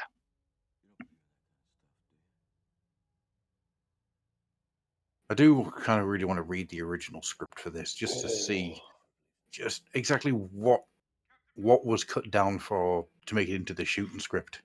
Yeah. You know, I'd love But, someone to do a written history of Event Horizon. Get interviews with as many folks who are willing to talk about it, just to have it, a record of it. Because I love a good making of book, oh yeah. and I know Oh that god. Oh no. sometimes, there. Why'd you say that to me? I didn't mean you, Oh no. What have you done? Oh no, man. but you know what I mean. Sometimes it can be really interesting to hear from the folks who were involved directly, Yeah, with an with some oral separation as history well. book is always good. Yeah. I was going to say that an oral history is always fascinating. The pinnacle of that has been Games Master and oral history, Yeah, where they just got everyone who worked on Games Master to sit in a room for the best part of a week and wrote all about it. yeah. It's having something like that for Event Horizon would be genuinely fascinating to me. Mm. And honestly, the biggest drawback to it is that it doesn't have this. It still doesn't have the same sort of cultural cachet to it that Blade Runner does. Blade Runner's had some great making of books and Yeah. documentaries over the years, because it's become this. Um, would it be fair to call Blade Runner the biggest cult classic in science fiction? I think so. I mean, It was. Star Trek and Star Wars have like that mass Mm, market penetration that they've always managed to get. yeah, it Starship Troopers, was a reasonable hit. 2001, not really a cult film. That was no, quite a mainstream film. I mean, that's more of a filmmaker's film than it is Yeah, a sci-fi cult film. Blade That's Runner was kind of Well, Blade Runner was an absolute failure on launch. Absolutely. I mean, and its making was, Hellish. yeah, epically so. But in the years since its release, I mean, hell, even in the early 90s, Mm-hmm. oh Lord, I mean, it was It's done. one of the first Sorry. VHSs I ever bought myself. Mm-hmm. The director's cut. I own not quite double-digit versions of Blade Runner, but more than a few. Yep. I've got And the the making Final of, Cut box set, which Yep. is one of my. Even though I don't actually have that many DVDs, I refuse to let the Final Cut box set, Yeah. 5-disc box set, Is that go. did you get the tin edition? Yes, Yeah. I got that on launch. I got Yep. that the day it arrived. Yeah, I bought that, and on the proviso it would become my Christmas present for that year. Weirdly enough, same. I got my dad. Yeah. I bought it and then just said, "Just give us the money for this," because it was expensive. If memory serves me right. I think it was Yeah. like 40 quid. I mean, I got it when I was working for Borders, so I got it with my staff discount. Still a reasonable chunk of change for what was a very nice set, though. I mean, Beautiful set. I mean, I picked up a few years back after that the Blu-ray version with the spinner in it Yes. for the Final Cut, just for completionist's sake. Mm-hmm. But yeah, that's one of the films where, because there are so many different cuts and there's so much material available as well. That's the thing. Blade Runner, if they could do that, because of the issue with the edited with footage, like you described, the fire, you can never have it at Event Horizon. That's crazy to think that if that footage existed, then You would have got a very different film. Yeah, there would have been a director's cut released by now that had a absolutely, very, very different experience. yeah. But And it doesn't. It's gone. It is mm, 100% gone. There is rumors kicking around that Anderson's been trying to get bits and bobs from here and there mm. to try and rebuild it. But that's been going on for a few years now. Yeah, I mean, it makes sense. Honestly, you could understand it because Oh yeah, because the film has found an audience and it is well loved within that audience. I mean, it's one of those films you can't imagine that he made this without caring. No, I think he did care. I think he Yeah, cared quite. I mean, going back to what I was saying before about the choices that were made. So, all the scenes that you see of the sort of naked people yeah, abusing the hell out of each other, mm, right? Those scenes were filmed completely separately to everyone else. yeah. So what you have is a casting call went out for porn actors and actual real life amputees I heard who about that. all Yeah, got paid mm. the proper wage for appearance. So whatever happens to Paul W.S. Anderson after this, where he stops giving half a shit, I don't know. But at this point, he is making decisions that really sound like he gives a damn Yeah. about what he's trying to do. I mean, it's easy to imagine that possibly his experience on this film is why his subsequent Possibly. filmography. Not sure if he stops caring, but he tries to aim more for what's commercial rather than what he thinks he considers more artistically viable. And man, this fall always does me every time. Right. It's That fall and her black eyes. It genuinely, the fact that she has completely black eyes as a dead body is, yeah. God damn, the decision making in this film is so good. Mm. I was saying Why before does the about door have spikes in it? Why? Why? to work the electromagnetic waves to stop them from building up. Do you know Oh, that Eisner wasn't the first scriptwriter for this. Oh, really? So the original idea for this, whatever that was, and there isn't a huge amount of information. No, I hate this scene. This scene makes me so. Oh, poor Sam Neill. He really gets across the gut wrenching pain of everything. Yeah. So, yeah, Philip Eisner, it was his first proper full-blown screenplay. But the first person to write the idea that the producers were trying to get across was Andrew Kevin Walker, who you may know as the writer of Seven. That makes a lot of sense. Mm-hmm.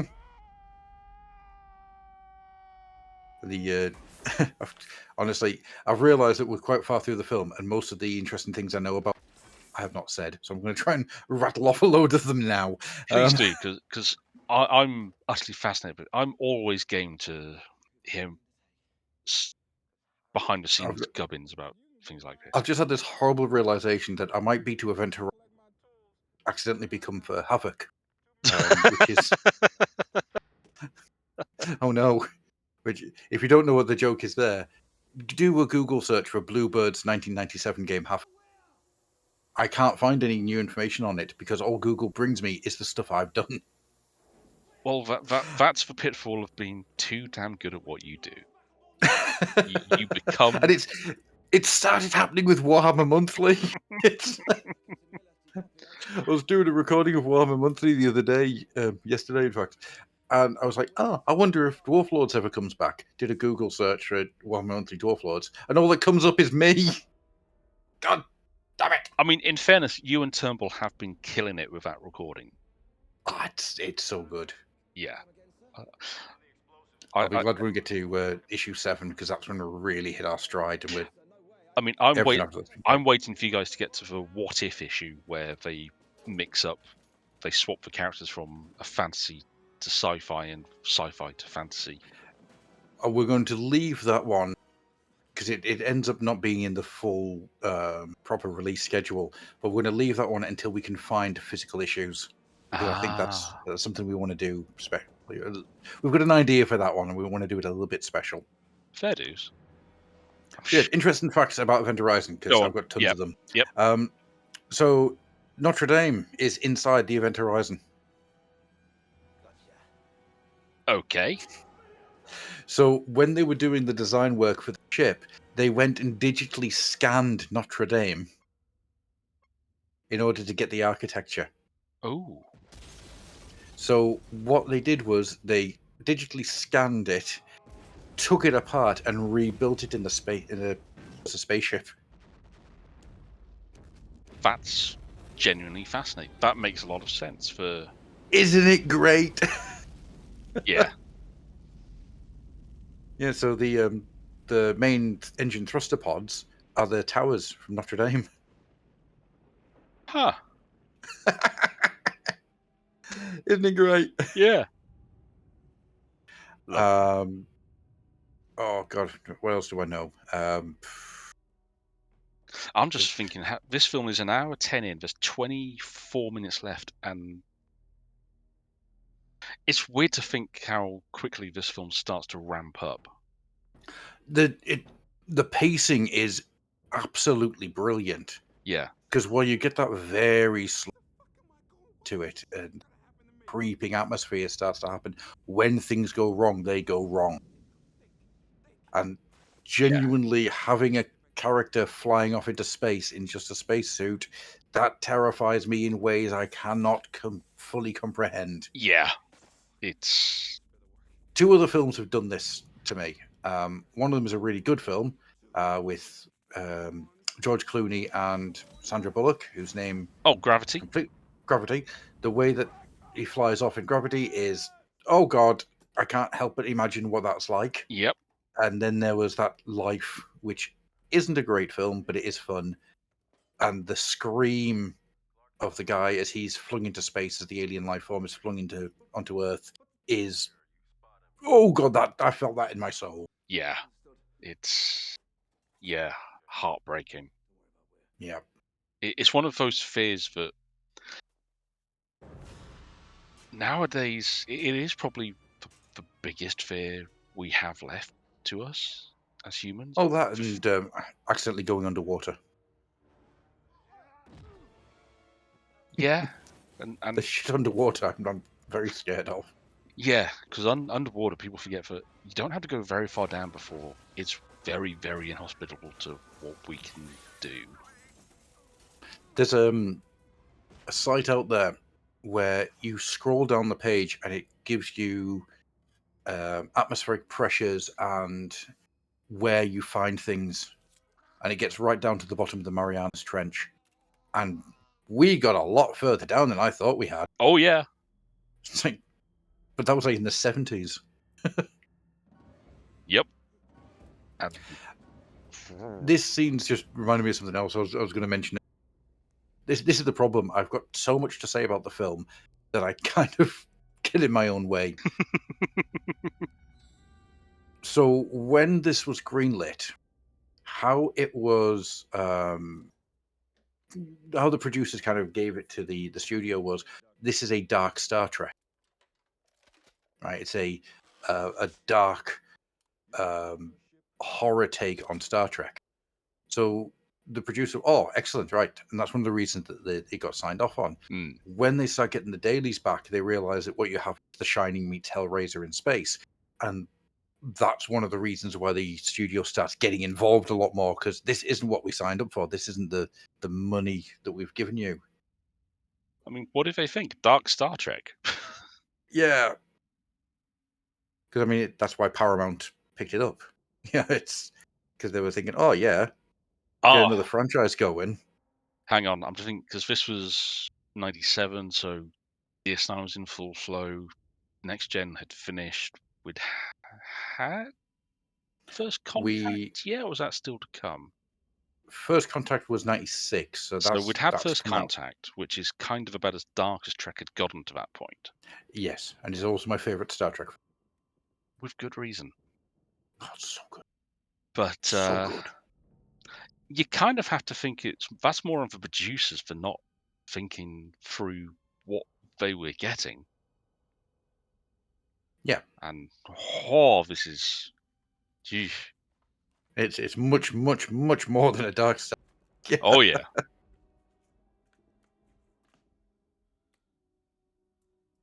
also love that there's no actual weapons in this. Everything is is repair gear basically. Yeah. It's tools. There's no guns. It's a really interesting decision that's been made. You know, the closest thing you get to a gun is the riveter, which is, I mean, it is a horrible, violent thing that you could use. What the hell was that? Hang on. So, I've never noticed that before. There's something above the door when he's picking up, when we are standing up, and it's just something moving, and I couldn't quite see what it was. When I finish doing this, I'm going to have to go back and have a look at that. Never picked. It's like a little mechanism or something that's just kind of ticking away. Huh. I mean, they did do a good job with all the greebles on this set, though, didn't they? Oh yeah. Just for incidental things, mate. And especially on the Event Horizon, it's all stuff that makes you know it. You don't think about it, but your brain reads it as wrong. Yes. And not making sense. I'm trying to point out as well that Sam Neill had to spend 4 to 5 hours in makeup getting his eyes done. Jesus. Do you know how they did the hollowed out eyes? I'm gonna assume it was a really gnarly paint effect, because No, it's a smart piece of work. Go on. So what they did was they would scan a ping pong ball that was the size of your eye cavity. So what you had to do is you had to stand with a pair of ping pong balls up against your eyes, and if they were the right size, they would then scan those ping pong balls, then chop them in half. You had to hold it in place on your face for the scenes where you're acting. Then they digitally removed the entire ping pong ball. Oh. So that's how you get the the holes in the eyes. It's a smart piece of work. Yeah, it's a hell of a bit of makeup, though. Oh yeah, yeah. When the eyes sewn up, that's all prosthetic, obviously. I love the fact that he knows where to shoot when his eyes are sewn up. Oh, I mean, like he says, where we don't need eyes, and clearly he don't need them himself. I read that as being the ship is transmitting all the information to him. I mean, he knows where everybody is because the ship knows where everybody is. The ship can feel it. Yeah. I mean, am I wrong in saying there's a read to this where you can say that the ship is perhaps a copy of his wife's mind? No, I think that's very much on purpose. I think there's definitely a way of saying that her angry spirit is the reason the ship's as messed up as it is and why it's called for him. There's also another read that the ship's using his wife as a way of getting to him. Yeah, absolutely. But I also think there's a read where Sam Neill dies in that hallucination. Yeah, and this ain't Weir that we're talking to anymore. No. I think there's definitely a thing to say that he is very much dead, and the ship is using him to get to everyone. Because I mean, the human body does not survive having that much blood come out of it when you have gouge. No. I do like the fact that Jones there, she comes off 101 Dalmatians to do this. Yeah, that's a crazy thing to remember. She wasn't. It was one of those weird bits where, because of 101 Dalmatians, see what I mean? I've got so much bloody information about this film. It's insane. The character was male until Anderson saw 101 Dalmatians and went, her, and that changed the character. Oh, that's interesting. I wonder if that line with Cooper at the start, when they're coming out to stasis, his bit of innuendo. Yes. Was that in there before or after? Because that's an interesting one to think about. Because if that had been in the script beforehand, that's actually kind of interesting. Yeah, it's an odd progressive piece of characterization. I'm going to say no, it probably wasn't. No, probably not. But because from what I understand, the script was like constantly evolving all the way up until filming started. Yeah, I mean, I can kind of see that though with Stark, that that character. I mean, there's nothing really in the film other than that line, but Mark's has been a female character. It's like Ripley. There's in Alien. There's nothing about Alien and Ripley's depiction in that film that's gender specific. No.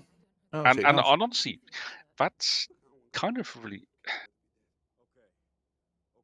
that's kind of how you want the film to be, you know? Yeah, 100%. You want to have the character. The fact that it's a female or male character shouldn't make really no be that difference. important, unless it's important to the story. Yeah, but I mean, what was it Cooper, Childs, the other female character? Her relationship with her son, that could have been either male or female. Yeah. It didn't have it could arguably her performance comes across as a mothering performance because that's what she's being. Yeah, she is the mother to all of the crew. But that's the performance. That's not the script. Yeah, absolutely. It's kind of interesting that Stark and Cooper are the only two members of the crew who don't really get messed with by the Event Horizon. No, they get like there's no subtlety to what happens to them. Which, do you want to hear my theory on why that's the case?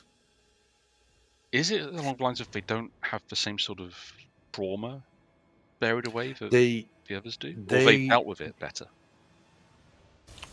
because these two are more innocent, they haven't seen the things that everyone else has seen. You would have thought that the ship would try its best to break them harder, Yeah. but they don't have enough things to fall back on. My theory is that the reason these two don't get fucked around as much is because the Event Horizon needs somebody to take it back. Ooh, yeah, I that works, yeah. Yeah, there has to be survivors here. Mm. I mean, the ship's got what it wanted. It's got Weir. It's got Lawrence Fishburne here. It's I can't see him as anyone but Lawrence Fishburne. Yeah, whatever he's in, it's Lawrence Fishburne. Yeah, And he's as much as the performance is great, but he is Lawrence Fishburne. Yeah, so it's got what it wants. It has the crew that it needs to take back to wherever it's going. But I firmly believe that the reason that Stark to survive is to take it back with them. Not as much the physical aspect, but the emotional aspect, the trauma that they've experienced here, because that's its way in, that's its way to get to Earth.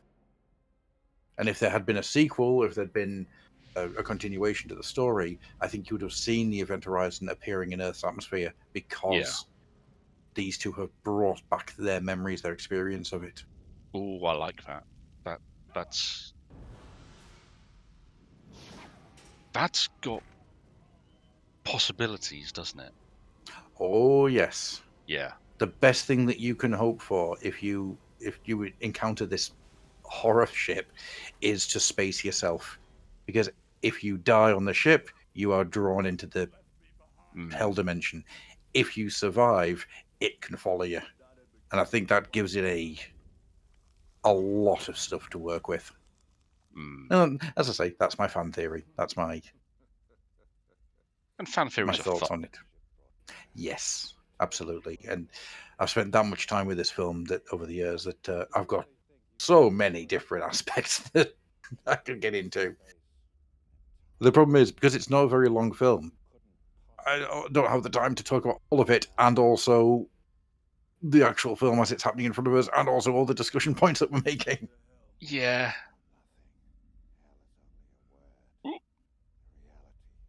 Oh, look at him. Look at him.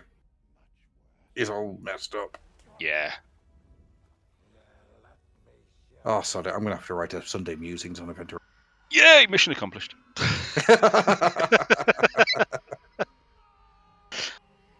It's going to take this week off, goddammit. I'm sorry. I might still do that, actually. Take it off. Let your thoughts. What's a word? Ferment for a bit. Yeah. There's one thing I don't need. It's time to ferment thoughts on Event Horizon. Well, yeah. As you might have guessed from the amount of things I've already thrown at you. True. But I've thoroughly enjoyed this because, as a rule, me and Adam tend to not always talk as much about the films themselves. But this has been fun purely because Event Horizon is a film you can really go into. Oh, you can. Yeah. There's so much. And getting back to the 40k thing, it does just feel like one of those cursed vessels. There's a lot of it in how they've depicted the Tara Saren's relation to the Conqueror. Oh, yes. The heresy and post-heresy. Yes, 100%. With the exception that the Conqueror kind of is more like a puppy to Saren, which it wants her attention and her love more than anything else.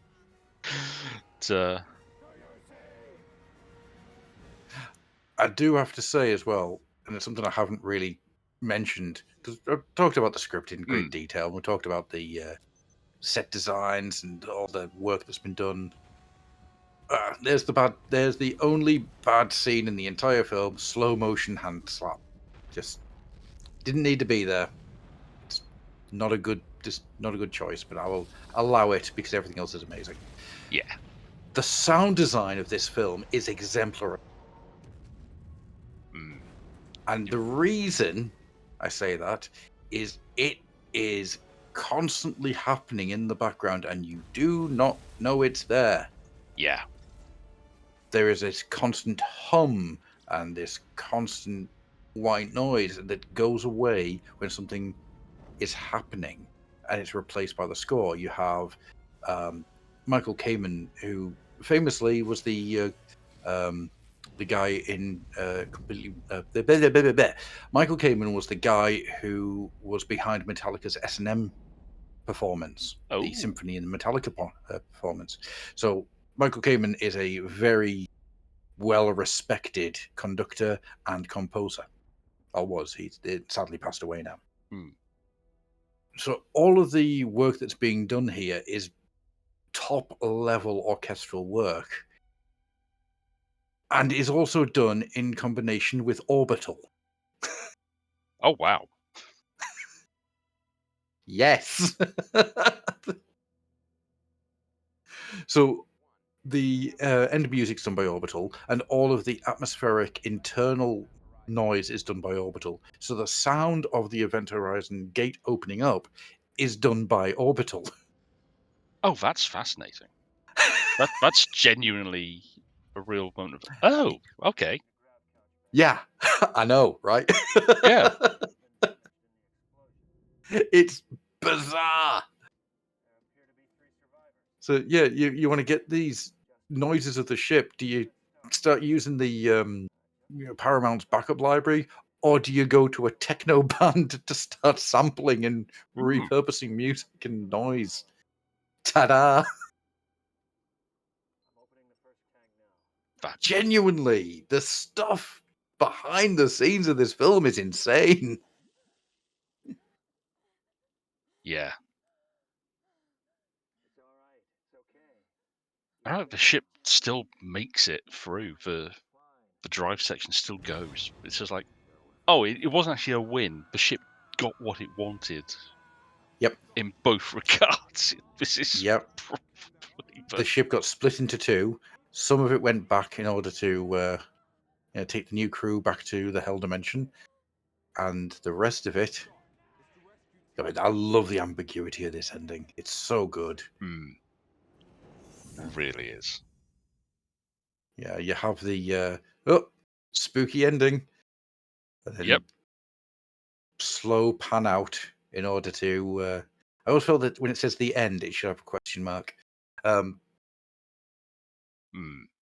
Because the idea of the end, if that ship gets back to Earth with all the stuff that it can do and start to infect Earth, it is the end.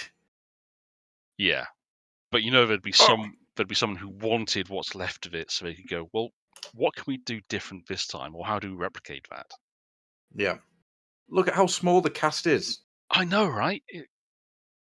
I was It, thinking that it's like it's so rare to actually get that, where you are only talking about not even 10 main yeah. cast members. In There's fact, more people in the special effects team than there were cast members. yeah, You know? and this is 1997 special effects, where that's what you'd expect it to be the other way around. Yeah. Genuinely, I feel this film. The film itself is a bloody masterpiece of what it tries to do. Yeah, I think I was saying before about how there's like it's a shame that the various bits that were cut out have been lost, and one of the producers says that he has some of it on VHS and then stuff like that. But I don't know if having that in there would make this a better film. I think So the it says fact, here, visions of hell sequences edited by Nicholas Wayman Harris. So that gives you the idea that there is more. yeah, Yeah, that what was cut out was hell stuff. and that's kind of trippy because we got a decent chunk. Hmm. When you rewatch it, you kind of forget how much there actually is. Like the Yeah, stuff where Miller sees his own crew when Weir shows him in visions at the end of doing stuff to them, yeah, and then the bit we have of the original crew doing themselves in. Again, you forget how much for what there is. It's incredibly effective. Yeah, So, yeah, and I think having that less is more really mm, does help it. I don't know if that's interesting. Weir stroke the Beast special oh, effects. that's interesting. Having Yeah, it shot ties that into way. what I was saying before that Weir is dead, and what you get afterwards isn't Weir. That's cool. Hmm. I never noticed that myself, to be fair. No, that's the first time I've. It's kind of weird actually noticing something new for the first time. Mm, Way, yay! that makes me happy. Continues. Yeah, but this really is a fun film to sit through. I mean, I'm hoping if anyone's listening to this, you've already seen Event Horizon. This isn't your first listen through with us nattering over the top of it. Yeah, I might have spoiled quite a lot for you. I do apologize. But it, No, all in all, I think it's a film that it was very badly treated from the mm, get go. yeah, But the fact it was very badly treated might be the reason it's as good as it is. yeah, and Yeah, if it was given a lot more freedom, you might have got what Paul W.S. Anderson did in later films. Something mm, that isn't as taunt. I mean, this is a tight movie. it It is. is. It really is. I There's mean, not a second of wasted time. Everything kind of just goes. yeah, I mean it's 96 minutes, pretty much. That that's Yeah. that's that's a tight runtime for any film, to be Oh honest. yeah. For a film like this, where a lot of the big stuff doesn't occur till the last third, Hmm. that's actually incredibly fascinating for how it's been structured and put together. Oh yeah. No, absolutely. The structure, it runs into the three act beautifully. Mm, You have your three acts, and they are all very succinct and very tightly paced within themselves. But each one has a little change in pacing. So when you get to the third act, the pacing is much more frenetic, much yeah, more breakneck. and it's kind of a shame that it underperformed at the box office because, I mean, nowadays you can find films that have gone to the cinemas and done well that are way more extreme than this. Oh yeah, yeah.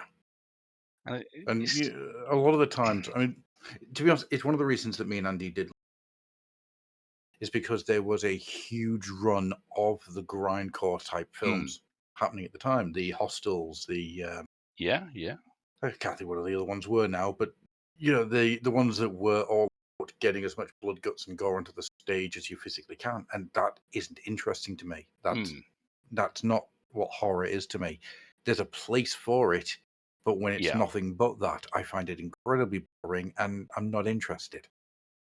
So one of the things that me and Andy were doing was we were looking at much more.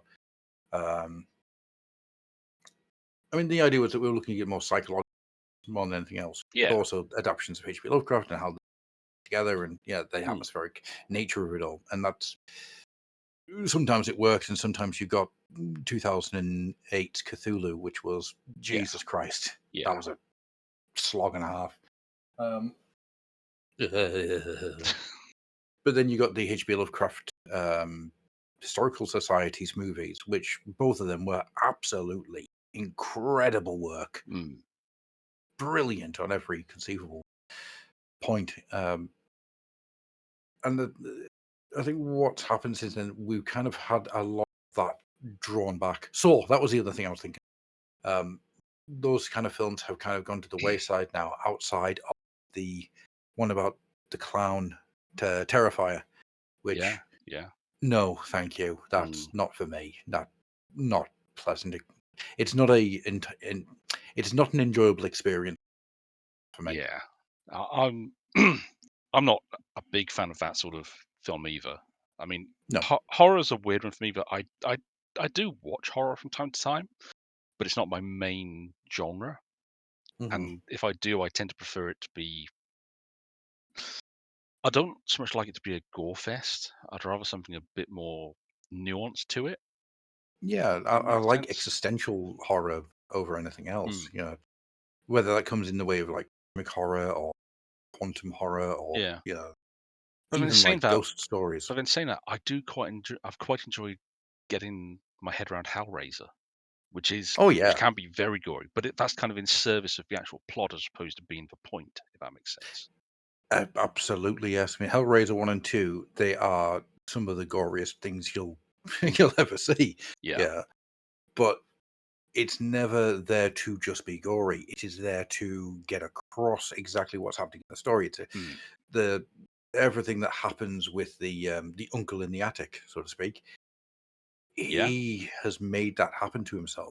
He has set himself on that path in order to get that level of gore to happen to him. It's in service. It Mm. is part of the building blocks of the story being told. It's never gratuitous. Yeah. And it's kind of And that, what Event Horizon does. Everything that we see is,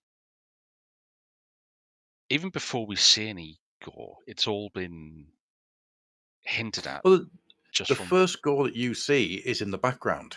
Yeah. It's when you see the lightning and you get to see all of the horror and goo that's up the walls. Yeah.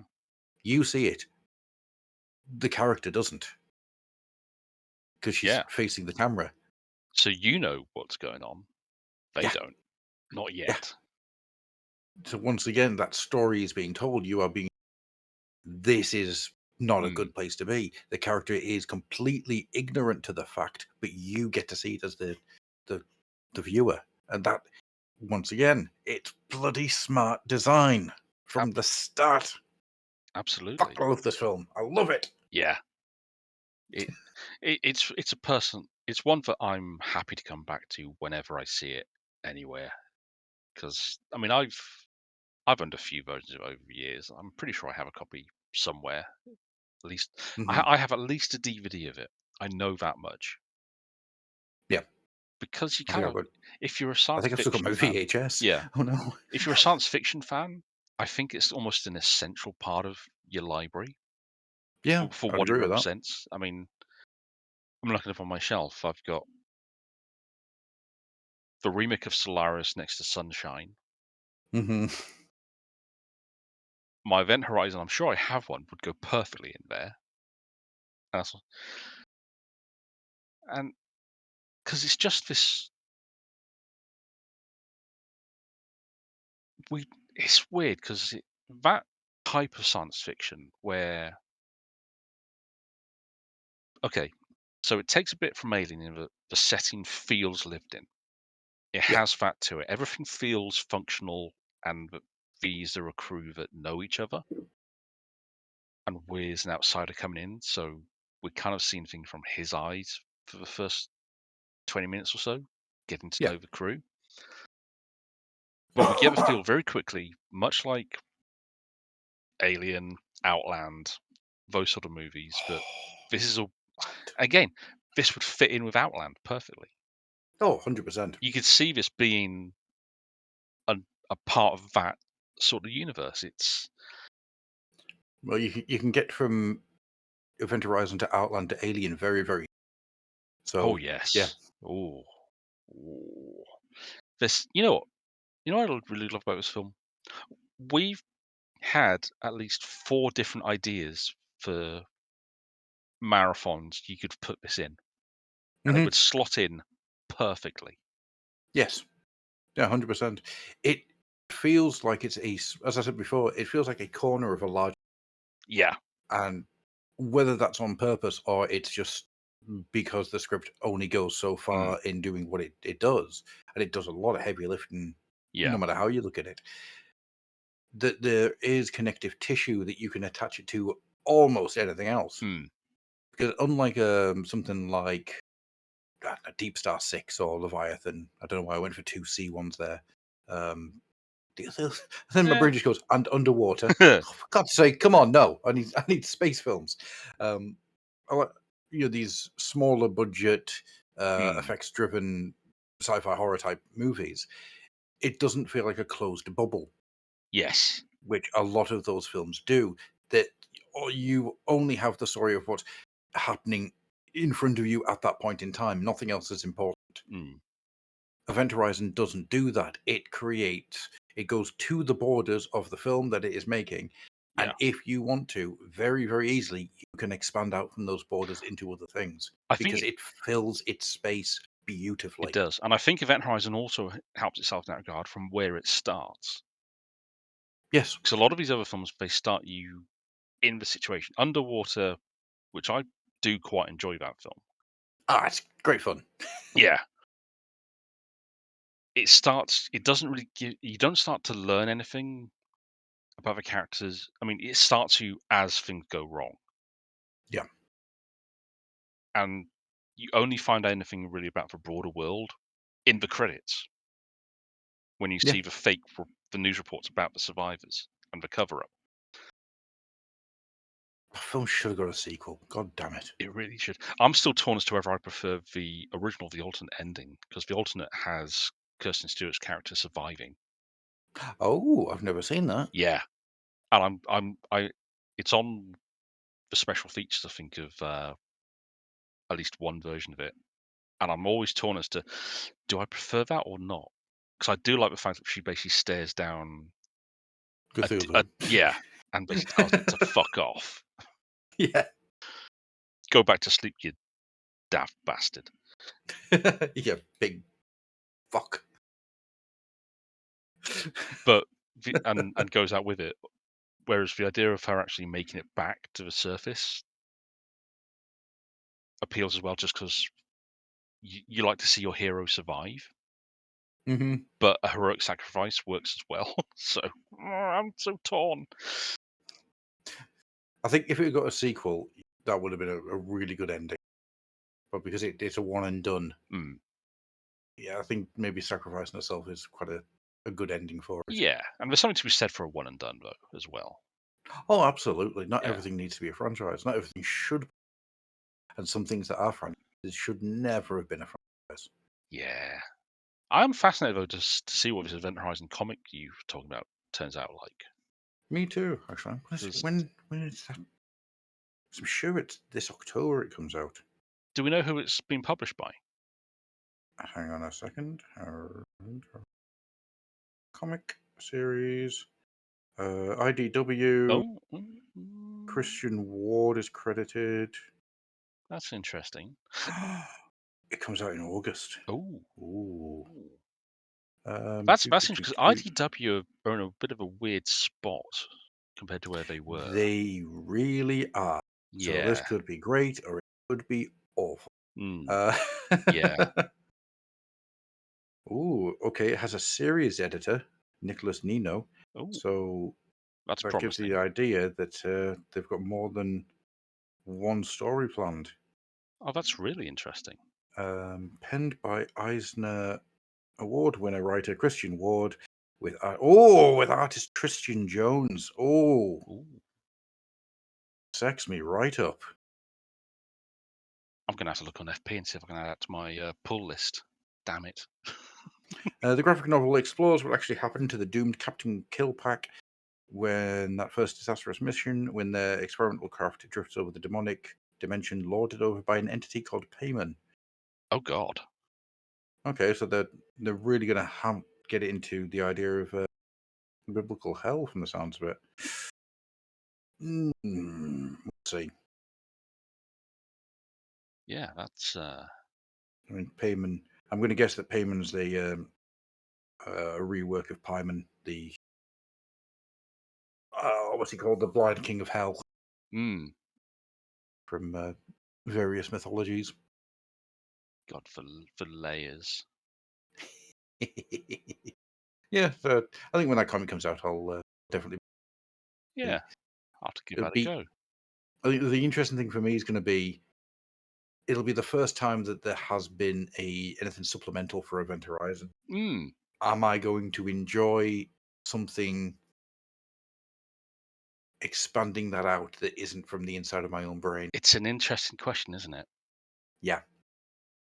Yeah. So we'll see. We'll see. We will do. On which we probably start to wrap things up because we have been yammering for a bit. But Yeah. I thoroughly enjoyed this. Thank you for joining Oh, me I today. always enjoy talking to you, and I always so these are all good things. Excellent. So, what else can we say about this? That was Event Horizon, one of the definitely more Best interesting. movies ever Yeah, made. And if you disagree with me, I'll fight you on a rain-soaked rooftop. I could probably fit it in my top 20 very easily. Oh, absolutely. I mean, it's always been in my top 10, Hmm. without a shadow of a doubt. You know, it is where it is in the top 10. That's going to shift and change depending on the Yeah, day. But I am very glad that it has had that reassessment and become a cult fave over the years because it didn't deserve to do as bad as it did when it came out. I think it it, was if it had come out a little later, but I think if it had come out post Matrix, because it came out before the Matrix, didn't it? it did, Yeah, which is another reason why The Matrix is a shit example of filmmaking. but no, I think the Matrix kind of created a bit more of a desire for people to have an R-rated science fiction film. Oh, absolutely, yeah. It's something that didn't really happen at that point. Mm. I mean, this sort of science fiction of this nature was generally much more of the B movies, your Proteuses and that Yeah. sort of thing, reusing a lot of sets. I mean, this film deserves all popular because a lot of its material, the sets are all fresh built, fresh designs. Even if Hmm. they might reuse this concept, like you said, of Notre Dame, but that's all been built fresh. Yeah, it's all been repurposed. Everything is purpose built for the film, which is actually quite rare in science fiction filmmaking, whether it's on TV or for the big screen. To be honest, Yeah. it's not as common as you might think, No. which is why you tend to see Starship Troopers gear show up in a lot of stuff post that film because it's always available. But I have just made the discovery mm, that there is a fan edit of Event Horizon, oh the Joachim's cut. oh, that sounds I'm, interesting. I'm going to. We might have to come back and do another Event Horizon. I have no problem with that. We can do that at some point if when we find time. So Yeah. I'm game. Whenever, just let me know. I will look up the Joachim's cut and see what it is. The reason I was looking was, if you get the chance to, I recommend watching the Event Horizon 19 TV spot, because oh my word, if you ever wanted to know why this film didn't do well, Ah, there's the trailer. There's the one to look at. Jesus. yeah. Trailers can be. The worst one is always going to be Vanilla Sky, because the trailers for Vanilla Sky made it look like a Basic Instinct stroke Fatal Attraction thriller, Yeah. when that film is a mind-bending piece of sci-fi brilliance. Mm. This question did is that a but Vanilla Sky still did quite well on release, whereas well, let's just say if I ever find out who made the choices for how they marketed TF1 last year, Yeah, I will they happily they shoot them in the kneecaps. they better pray I don't find them with a baseball bat anytime soon. The best Transformers movie that's been made. Yeah, that's you know what I'd settle for that. Take It off your is. rose tinted glasses. As much as I Yeah. have a soft Y- spot for the original '86, Yeah. it's not a perfect film. It does what it means to. There's a lot of heavy lifting being done by the soundtrack and stunt casting. Yes. TF1 is probably the most complete. I'll probably I'd say it's better than Bumblebee, but Yep. Bumblebee does a lot right It on does. its own terms. Bumblebee and 86 will probably be fighting Two, for second place. mm, they are probably the The- best films of. yeah. Whereas the rest, followed by the original Michael Bay one, I and would happily have that at number 4. Yeah. then probably say Rise of the Beasts at 5. Yeah, I guess. See, once you get to that point, it's what does Rise of the Beast? Oh, Rise of the Beast has a really. All right, yeah, no, number 5. Yeah, and the The others, yeah. they It, can all be at number. isn't it weird that there are that many Transformers movies now? We can do a top 10 Yes, or yes, an order of them in from 1 to 10, and the top 5 yeah. just the level of quality between them and the bottom 5 is so massive. It really is. But then again, I always argue that Michael Bay's Transformers films, they peak at the first 10 minutes of the first film because the Hmm. blackout attack on the Oh military base yes. is genuinely incredible Oh yeah. because it's shot like a horror film. It is brilliantly done. And then it's just this slow decline after that. Yeah. And then you get to Dark of the Moon. Oh my God. Fuck that film. Yeah. And then Age of Extinction and The Last Night, and you just Age of Extinction. So after Dark of the Moon, hmm. I only saw Transformers movies with Andy. Right? I would Yes. travel through. I think actually no. I think it started with Dark of the Moon. But yes, it was because Revenge of the Fallen was so bloody awful that I didn't want to go see them by myself. I didn't actually want to go and see them, but Andy needed to go and see them for Moonbase 2. Yeah. So you're So going as moral support. yeah, and it got to Age of Extinction, and I couldn't do another one. I was so angry at the film I had to just watch that Andy never asked me to go back and see another one. You know He said what? that my rage was better than the film itself. I can understand that completely. It was Jesus, that film was just like being kicked to death. It was Yeah. awful. And apparently the last night's worse. Yeah. And you know what the real Oh. you know what the real kicker is though about Mm-hmm. all the Transformers movies that Bay directed? Mm-hmm. You can see glimmers in each one. Oh yeah. There are hints of what could be, except he has to be Michael Bay about things, doesn't Yes. he? He really You can does. Because he tell has that all of them have his handprints on. yeah. The ones that don't have him involved too directly, you can tell as well, very clearly. Absolutely. Absolutely. I mean I think Rise of the Beast is better than the Bay films, but it's still not good. Because No, it spends too much time getting in its own way. yeah, But it Rise. has one of the most interesting soundtracks that uses Beast Wars and the Hmm. 86 movie themes all the way through it. And it's really smart, really clever Yeah, soundtrack. I mean, I do I like how just wish it. Bumblebee and Beasts actually they're made as period pieces. Oh, yeah. That's actually a really interesting way to do things. Hmm. A nice take. I just wish that the Beast had been more 90s than it actually was. Yeah, Because it kind of it does the Terminator Genesis problem of okay, if you say so. yeah. But that's always been problem getting a bit more personality. Yeah. Although Rise of the Beasts, the fact that it made me like a Pete Davidson voiced character gives me weird feelings. Yeah, that's true.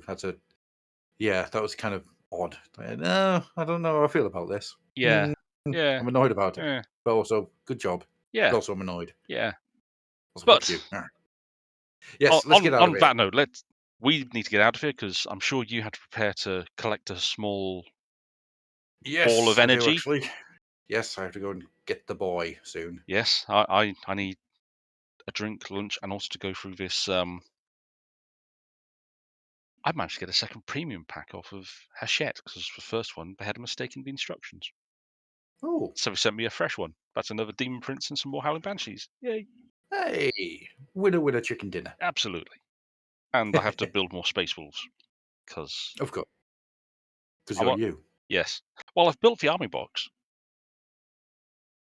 I'm now looking at the bits I've left over, seeing how many more Space Wolves I can build out of other kits. Because I'm me. But on Awesome. that note, folks, I have been Mr. D. He has been Mr. Gruff. Mr. Gruff, where can people find you if they are oh so interested in hearing more? You know where I am. Just search for the Fluffen. I'm there. That's me. I don't really have anything else. My adnicol.weebly site has a load of art if you so wish. It's also going to be the place where I put up stuff for any of the books that I release. So any expansions or extra material will go up on there, as well as on the Fluff and Hammer. Also, my AD Nicol Weebly there. adnicol.weebly.com. Fucking hell. That also has a load of stuff on it that you can download for free if you want to have Streets, which is a audiobook dedicated to the history of the 2D fighter. You can get it there. There is also a audiobook version of Philip K. Dick's We Can Remember It For You Wholesale, which you can download for. So go and do them. Enjoy. And I'd be remiss in not saying, if you have enjoyed this or you enjoy anything else that he does, go to his Patreon, Fluff and Hammer on Patreon. From Yes, quid. actually, I'm really bad at saying We're that. all For a terrible at doing pound. this, but I know. every little bit helps. Yeah, for exactly one. Well, it's not even a pound; it's $1. Yeah, You can get $1, $2, or $10. If you go for the $10, you get T-shirts, stickers, mugs throughout the year.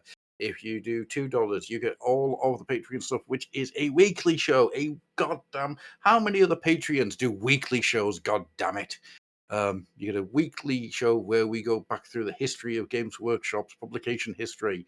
You also get all of the videos and stuff for free, early access. So yeah, that's the Patreon. excellent.